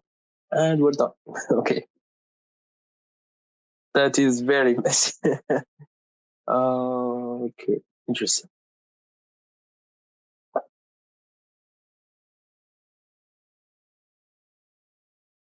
So, not many people actually voted for the actions, but we do have one thing that, I mean, two people, I guess, voted for it. Motion of no confidence is, according to this vote, the most important action.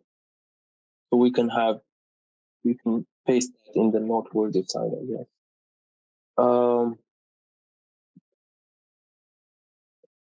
This group will never be able to run a governance, like quorum and ratification all over the board.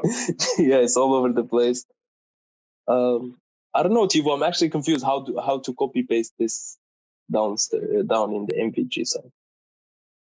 Now, first, you need to exit the voting, then you can copy paste. But yeah, I mean, I guess it's better to actually take the picture and then just talk about it. I mean, I don't know. Interesting.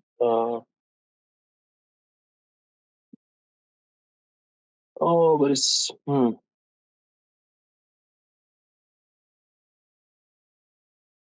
Yeah, it's actually very interesting too, whether to take. Yeah, I guess we took a picture, right? Technically, we had like 4 people voting. Mm-hmm. And basically, we all disagree with each other, I guess. Yeah, I don't know where to even start. I guess the motion of no confidence, like the first, I chose less than 25% because I feel like I'm actually thinking like even like 5 or 10%. Like if there is a small team who thinks there is something wrong with the committee, then they should be able to have like a quick access to and like enough power to kind of bring that issue to the front. However, I think I put like here we seem to all agree to have it like high ratification, that actually to turn that into the no confidence zone. Yeah. But there are somebody's on the other side of quorum, like having a huge quorum size. And I'm just wondering what is their thought process. Yeah, that's actually a very interesting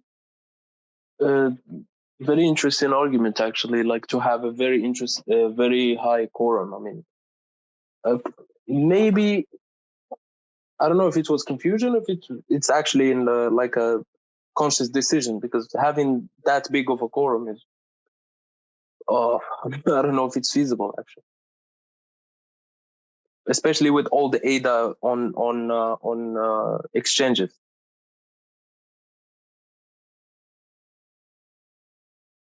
Yeah, I think, but my idea with going for that means that committees would not just be formed anyhow. So that also means we have to take time to form our committees, because we also do realize that it's not easy to remove them as well. So like it's a cost implication kind of thing. So when you do understand that you can't just recall, like, because we also don't want to keep the barrier too easy, else it becomes a frivolous attempt and anyone can just hack the system, because we are trying to make it prune such that we anyone can make such action. But what we are saying in essence here is, one, we have to pay a lot of attention to how people do come in, how these committees are being formed, because as an organization or as a people, we also do realize how difficult it is to remove, because it's a lot of manpower resources that is being wasted in between. So we don't just want to take any action. So like that's what I was thinking when I'm going for that large quorum, like that large percentage or less. And when I said less than 75%, I'm not necessarily saying 75%. I'm just saying anything between 52% to 75%, which for me is using the blockchain consensus, which is always mostly above 51% consensus, is what I'm thinking about here. But necessarily what I'm saying in essence is we don't want to make this too easy, and as such we have to pay a lot of attention to the process.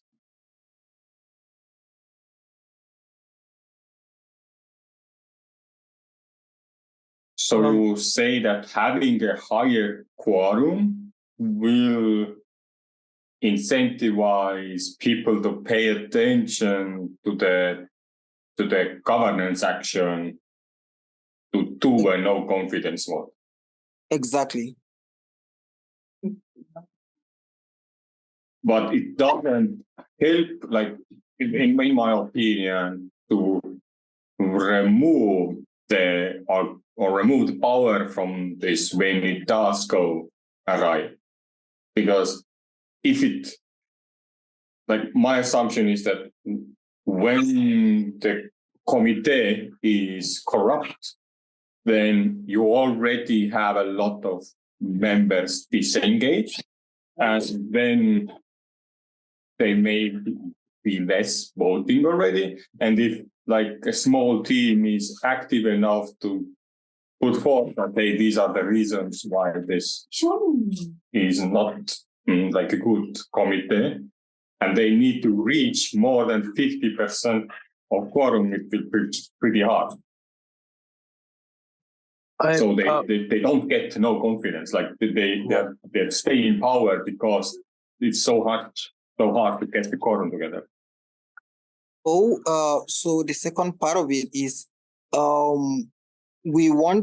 want the reasons for why a committee should be removed, or a person can be removed from a committee, or a committee itself can be called for a no confidence, should be such that it's not just a small group in the ecosystem that feels dissatisfied with the action, but the whole ecosystem, or a majority of the ecosystem, wherein getting 50% or just above 50%, the 51% consensus would not be too difficult.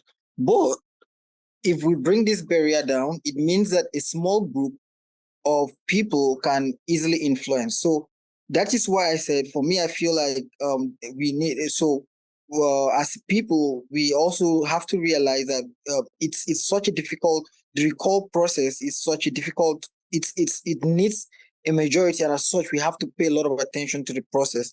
51% is not impossible to reach, but it only means that we've gotten to a point of dissatisfaction that a majority of people in the ecosystem does feel it, and in that case, it will not be hard to call that. But again, what I'm not comfortable seeing is such a small group of people being able to converse together, join forces with other groups, and being able to cast a vote of no confidence. And of course, you would agree with me that that is also very possible. Yeah, I mean, look, but we have to kind of differentiate between like setting the quorum and setting the ratification. Most of us, I think, here agree that it should be high, and it should be a super majority. But when it comes to the quorum, that sets a certain barrier of entry to a group of people thinking that maybe something fishy or something that is not good is going on. Let's assume like 10, 20, let's say 30% thinks that it's not good. That's still not 50%, but this 30% should be able to produce a proposal for the general community to review and to see that maybe there is something that is not good. And then we can have a vote on that to ratify it or to not. But if we put the quorum at 51%, let's say, that means unless you get 50% of the D reps in your side, you cannot make anything happen. Okay, that's a point there. But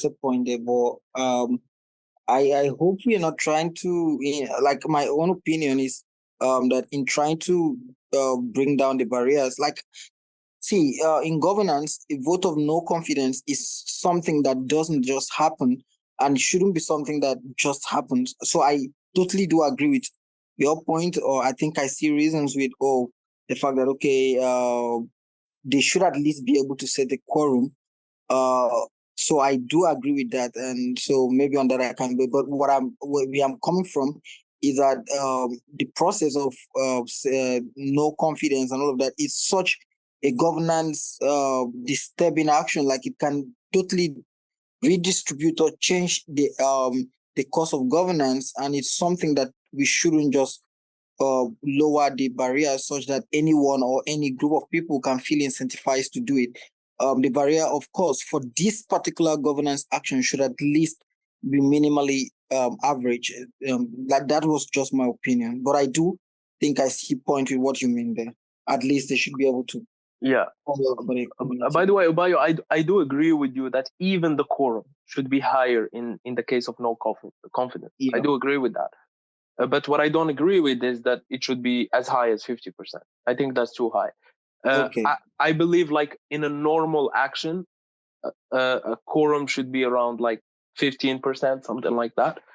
But when it comes to a non-confidence, maybe we can pull that up to 30% or 25%, but not 50. 50 is too much, I think.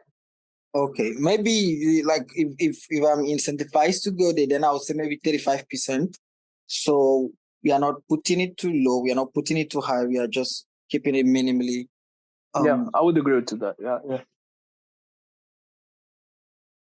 I think that was a great discussion because it did bring out two main differences: what basically the high numbers give us and what are the low numbers are giving us. And I feel the second vote here regarding new constitutional committee members and the amount people can be there looks like similar. However, there is one more person who is okay with a less than 25% quorum. I wonder if somebody else could say why they choose this low number. Which one was it? The second row, the new constitutional committee and the threshold of how many members can be in committee. Oh yeah, that's 50-50 basically, right? That's interesting.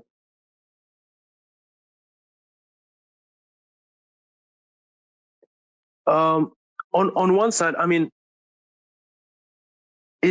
for the second one, is it in a state of no confidence or? No, that is just a government action saying that this member wants to be in committee, or let's increase the amount of committee members to X and then add that person in. Basically, it's adding, not removing. I see. Maybe it's even also removing changes to the members of the constitutional committee. So yeah, removing, adding, everything is related to that. Yeah, that I could see that going both ways. I mean, yeah, you could say it is as important maybe, or slightly less important than motion of no confidence, but it's still very important. But on the other side, I mean, I also see that if anything goes wrong with like this editing of the committee, we always have the state of no confidence. So it is less risky because we have that first amendment, let's say, to save us from any wrongdoing. Yeah.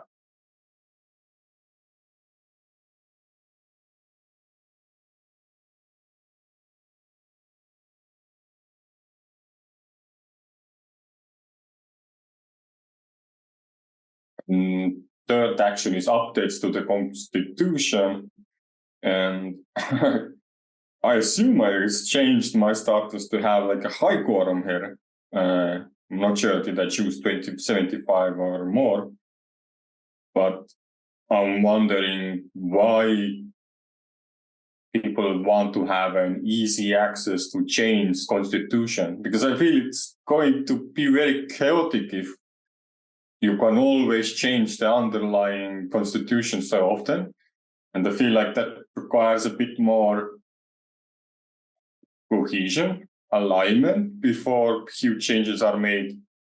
Because like if it's a small change, I would assume already it's the seventh governance action. So updating the constitution is like a real new feature or these like abstract stuff that do not yet exist. And yeah, I would prefer high quorum, which would mean that people understand what's the change about, and high ratification. Or maybe the ratification itself doesn't have to be that high. Yeah, that's a good point actually. Usually in governments, like constitution is the hardest like part of law that you can change, because everything is based on the constitution. So I guess having a higher quorum and a higher threshold for the ratification would make sense in this case.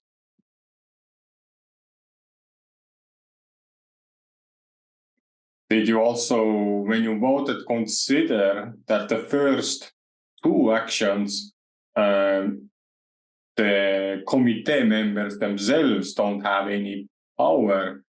But when there is a confidence in the committee, then the update to the constitution, as I understand it, is quite highly acceptable by the committee members themselves. So I'm actually I have a question here because I'm not even that aware. But my assumption is if the committee there is a confidence in committee, then you don't need this huge everybody in Cardano voting.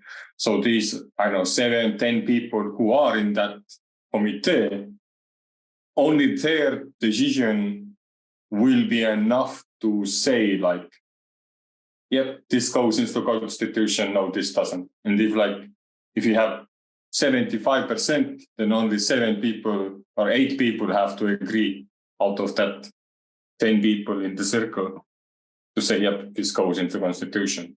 And could already, so if it's a low amount, then the decisions can slip through quite easily, I think. That's another reason I think should be higher. Yeah, that's another reason, to be honest, yeah.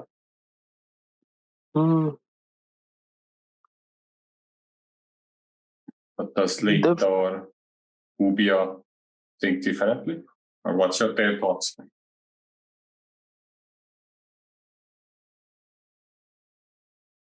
Ubio seems in favor of making basically higher quorums, higher ratification.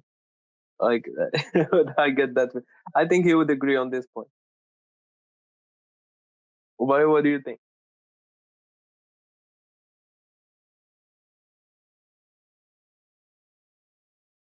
Okay, he might not be with us at the moment, but we don't have a lot of time left, actually.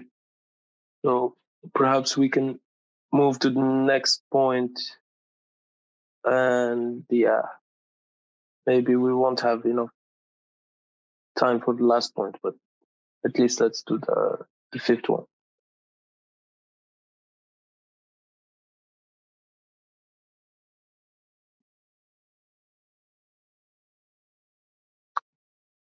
All good?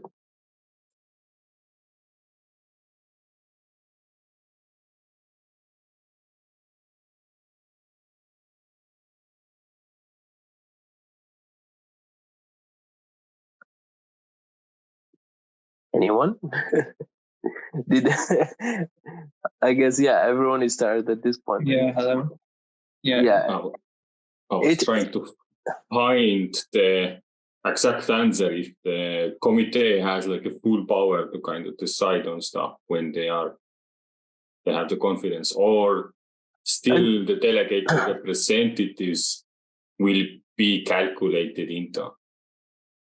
So what happens is the vote happens, and if the vote is in favor, you still need the okay from the constitutional committee.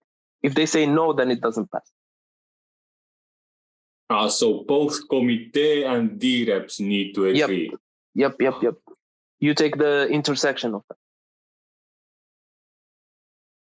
that. Yeah.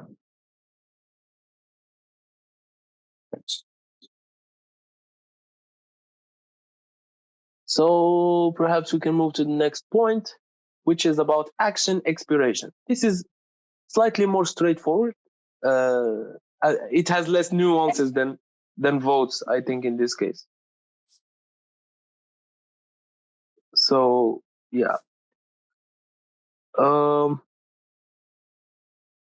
action expiration.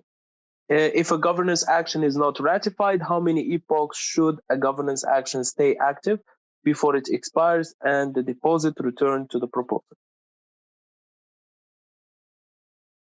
Interesting question.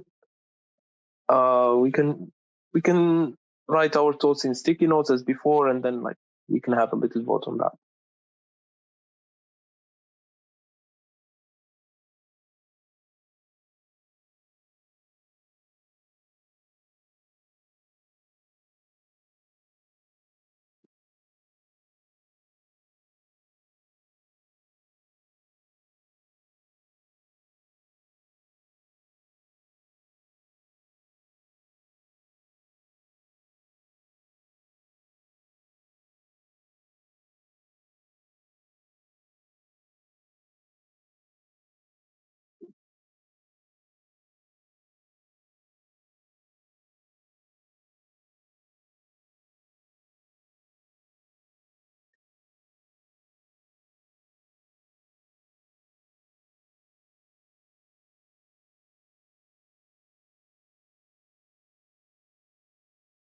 So one epoch is 5 days, right? Yep. Yes. One epoch is 5 days.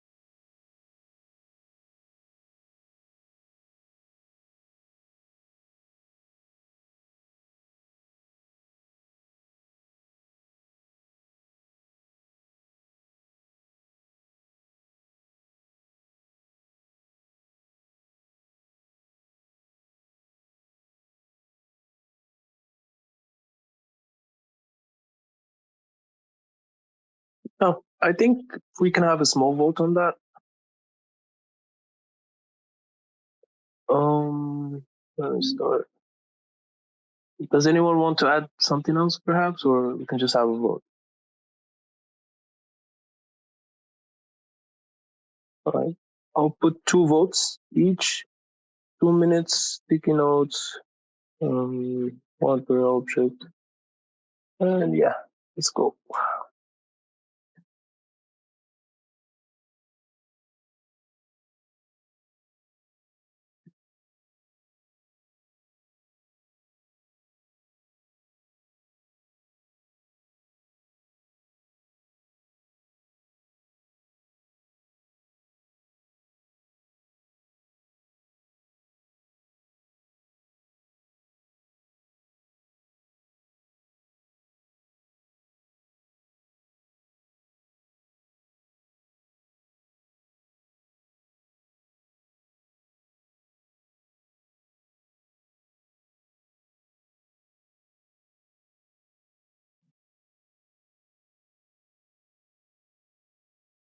And we're done. Let's look at our results. Nice. All right.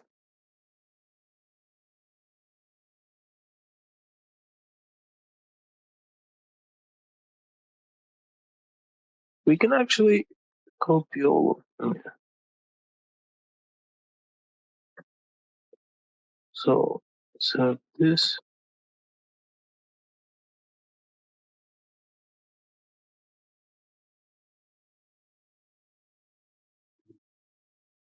Yeah. It looks again we have differentiates like a two side of like thinking here.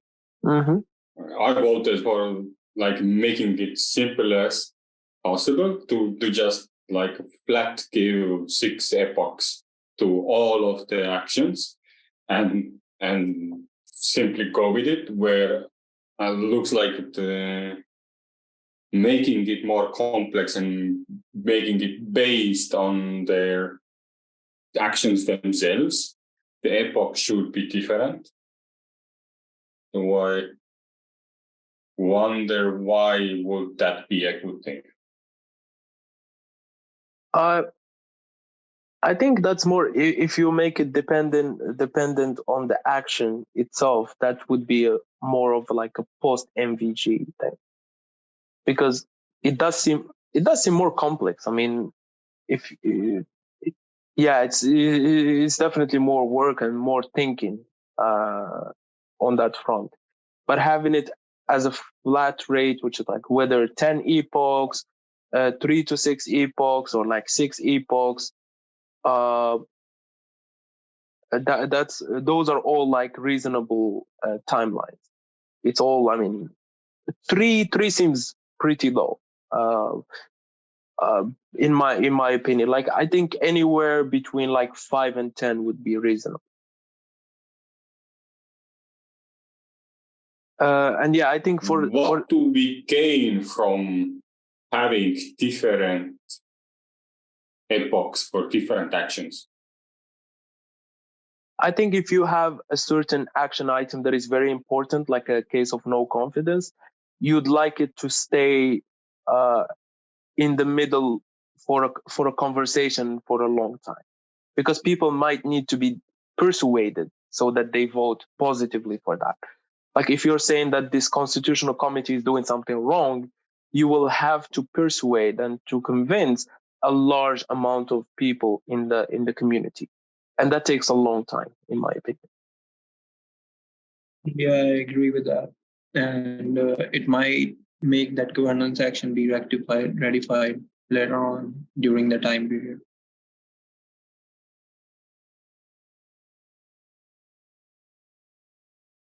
So yeah, giving more time to more important, in my opinion, something like, okay, you want to change the constitution, you would like to amend the number of constitutional committee members, you'd like to state on a state of no confidence. All of these things are very critical things that might need more time, in my opinion, and might need more conversation in general. Even, I mean, you can see it these days, even with like changing the protocol parameters, something like a K or something like that. Like it takes a very long time. People are talking, fighting, shouting over it. Like it takes a very long time to even have this conversation. So it might be something reasonable to consider in the future, to have it dependent on the type of change or the type of action you'd like to have. Yeah.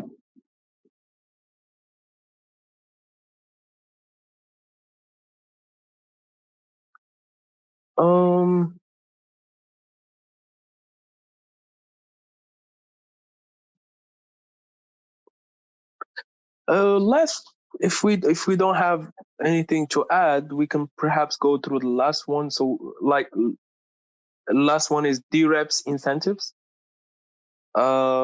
I think it's an interesting topic as well. I don't know if it's high enough. I'll probably apply to become a DREP to make some extra income and be part of the governance and politics of Cardano. It might be interesting. But yeah, that's perhaps something we can do. What do you guys think? Would you like to get the last section done, of course? Yep, let's go for it.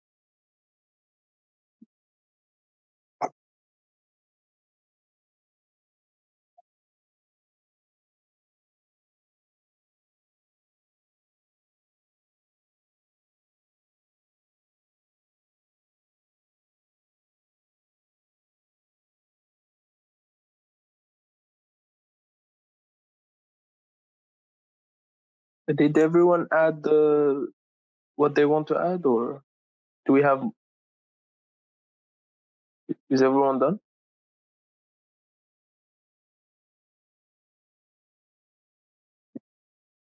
Yep.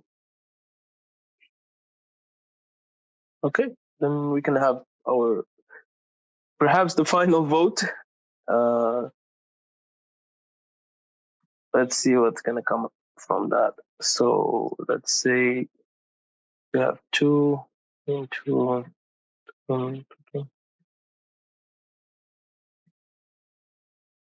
right, go for it.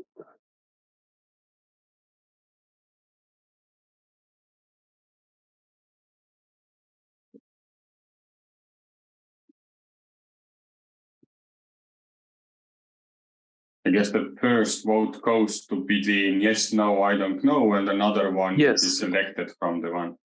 Yeah, because we have like 5 people here, and maybe everybody just put on their own sticky.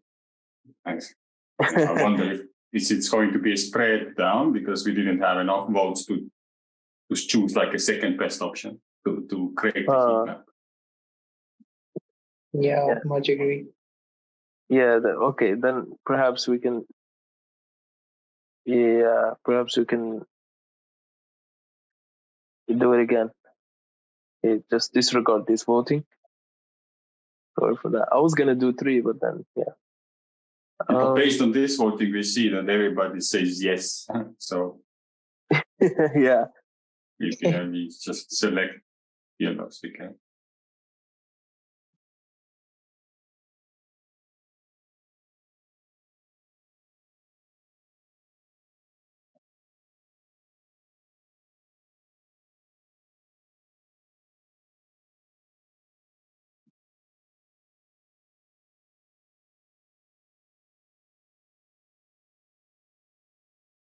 All right. Let's see how this goes.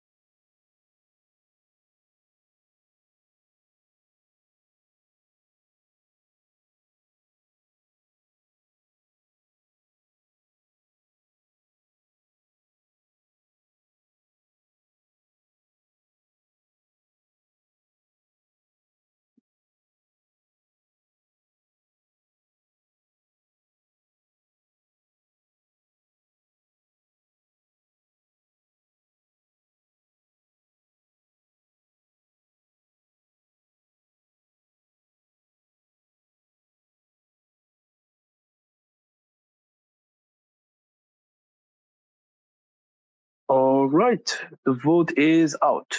So we do have like a clear favorite, and there is one no. That's interesting. Chivo, was that you or? No, I want either. That's very interesting. So yeah, let me see. So yeah, we can perhaps copy the ones that with the most votes. The one who said no, can they elaborate? Yeah, that would be interesting.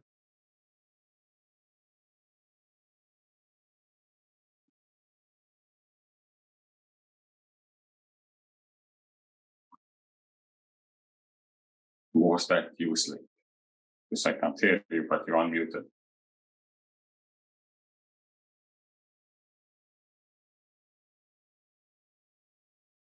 Yeah, if you can participate.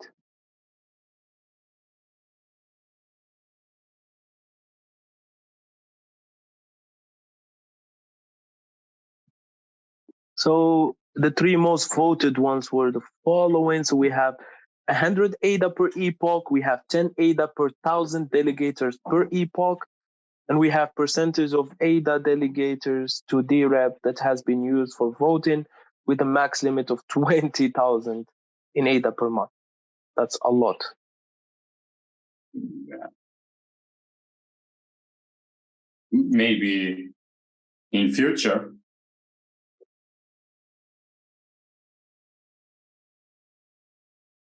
Yeah, I mean, especially when ADA goes up. I mean, imagine ADA at $3, the same as the previous high.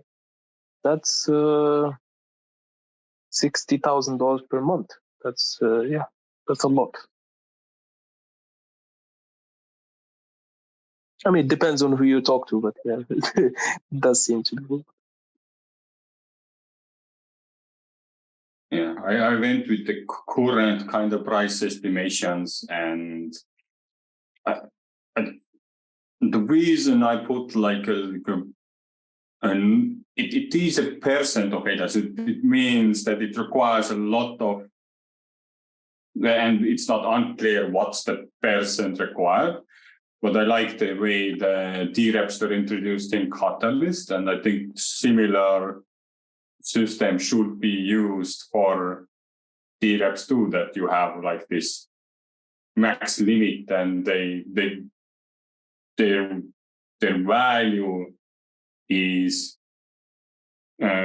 created based on the amount of plutocratic power they have, because it is a plutocratic system, and it's the easiest way to kind of calculate that. This although means that those who already are in like a good position will start gaining even more rewards for doing so. But on the other side, we can consider that it's like when you are rich and you are put yourself out as a DREP and you do your voting, then the other people will notice you, because you're like, I assume the DREPs will be public, and then they kind of can see that you're just out for your own gains, or like the way you're doing stuff. Yeah, that's true. And you won't get delegated power. But on another side, it heavily incentivizes these people who just full on day to day only work to figure out these differentiations between the proposals and actions people are proposing, and creating these connections and spaces to kind of make sense of what's the best choice on that current moment. Yeah. And if the reward is low, like, I don't know, 100 per epoch or 500, then this like power of DREPs will be pushed to the like the lowest, like to the like I don't know if it's the right word to say the lowest, but who find value in that amount. But then I'm not sure that it's like the that actually makes a lot of sense. I mean, when you think about it, like the DREP, like sometimes we might forget this, but the DREP will have a lot of reading, a lot of catching up to do. I mean, there will be a lot of proposals. There is a lot of updates in the community and all these things that you have to stay updated on. And also there is one thing that we might forget, which is letting know your delegators and the community in general about your position and about the things you're voting for. That's something like the communication part of these things. Like it's not a trivial job actually.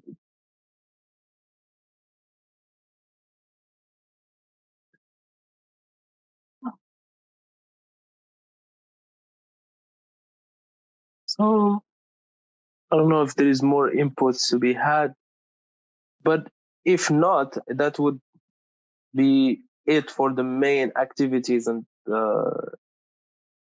one last thing that we can do is have basically a certain what would you call that, like looking back at what we did in the activity. If Slate, if you can go down, there is a section where we can like put in what we got from this activity and what was the main observations and consequences that we got from here. And with that, I think we conclude. Also, one thing you will see in the last part of this board, you will see acknowledgement. So in there, if you're interested in having your name included in the SIP, you can put it there. I am interested, so I'll put it there.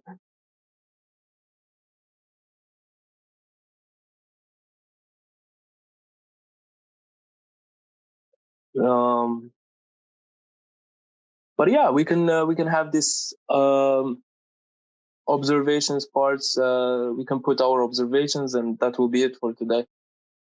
So let's do that. Not that I added a lot as I was driving, but if you could add my name, I'd be thankful. For sure, Don.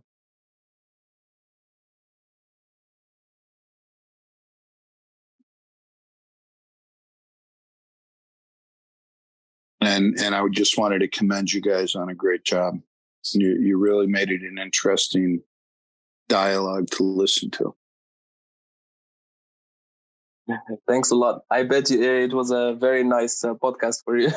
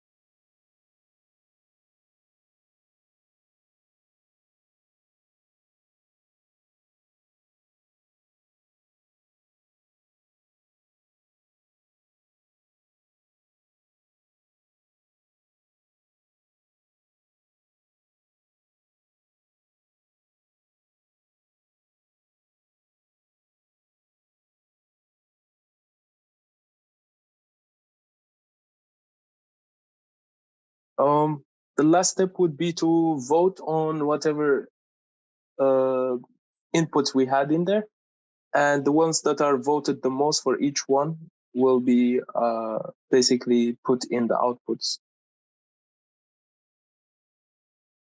And I mean, usually it says top 5, but we already have like 3 of each. I think in that case we don't have to even do a vote then. Yeah, no need for that. Everybody's in opinion counts in this case. Yeah. So we can just copy them out here.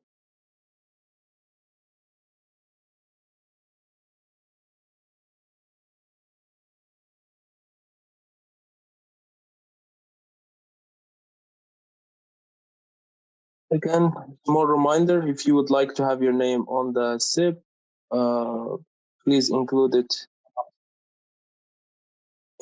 here. Otherwise, that was it.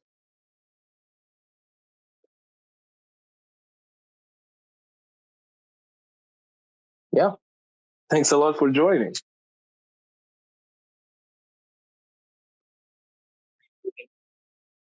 Curtis sends his regrets. He was also driving, but he went to the tunnel and lost signal. That's why. Yeah, I see. He didn't get back for quite a long time.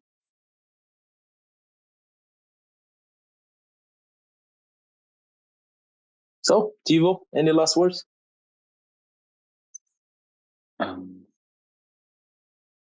Yeah, my thoughts are now we have 2 travelers in this call. So I guess governance is a good topic to have when you are on move. But other than that, I don't know. Like I think it was great to listen in, and actually I learned a few things that I wasn't able to capture before. When I've been reading this SIP like several times through, and I still kind of fumble on some stuff. So it's nice to find like different ways to memorize what are we even voting on.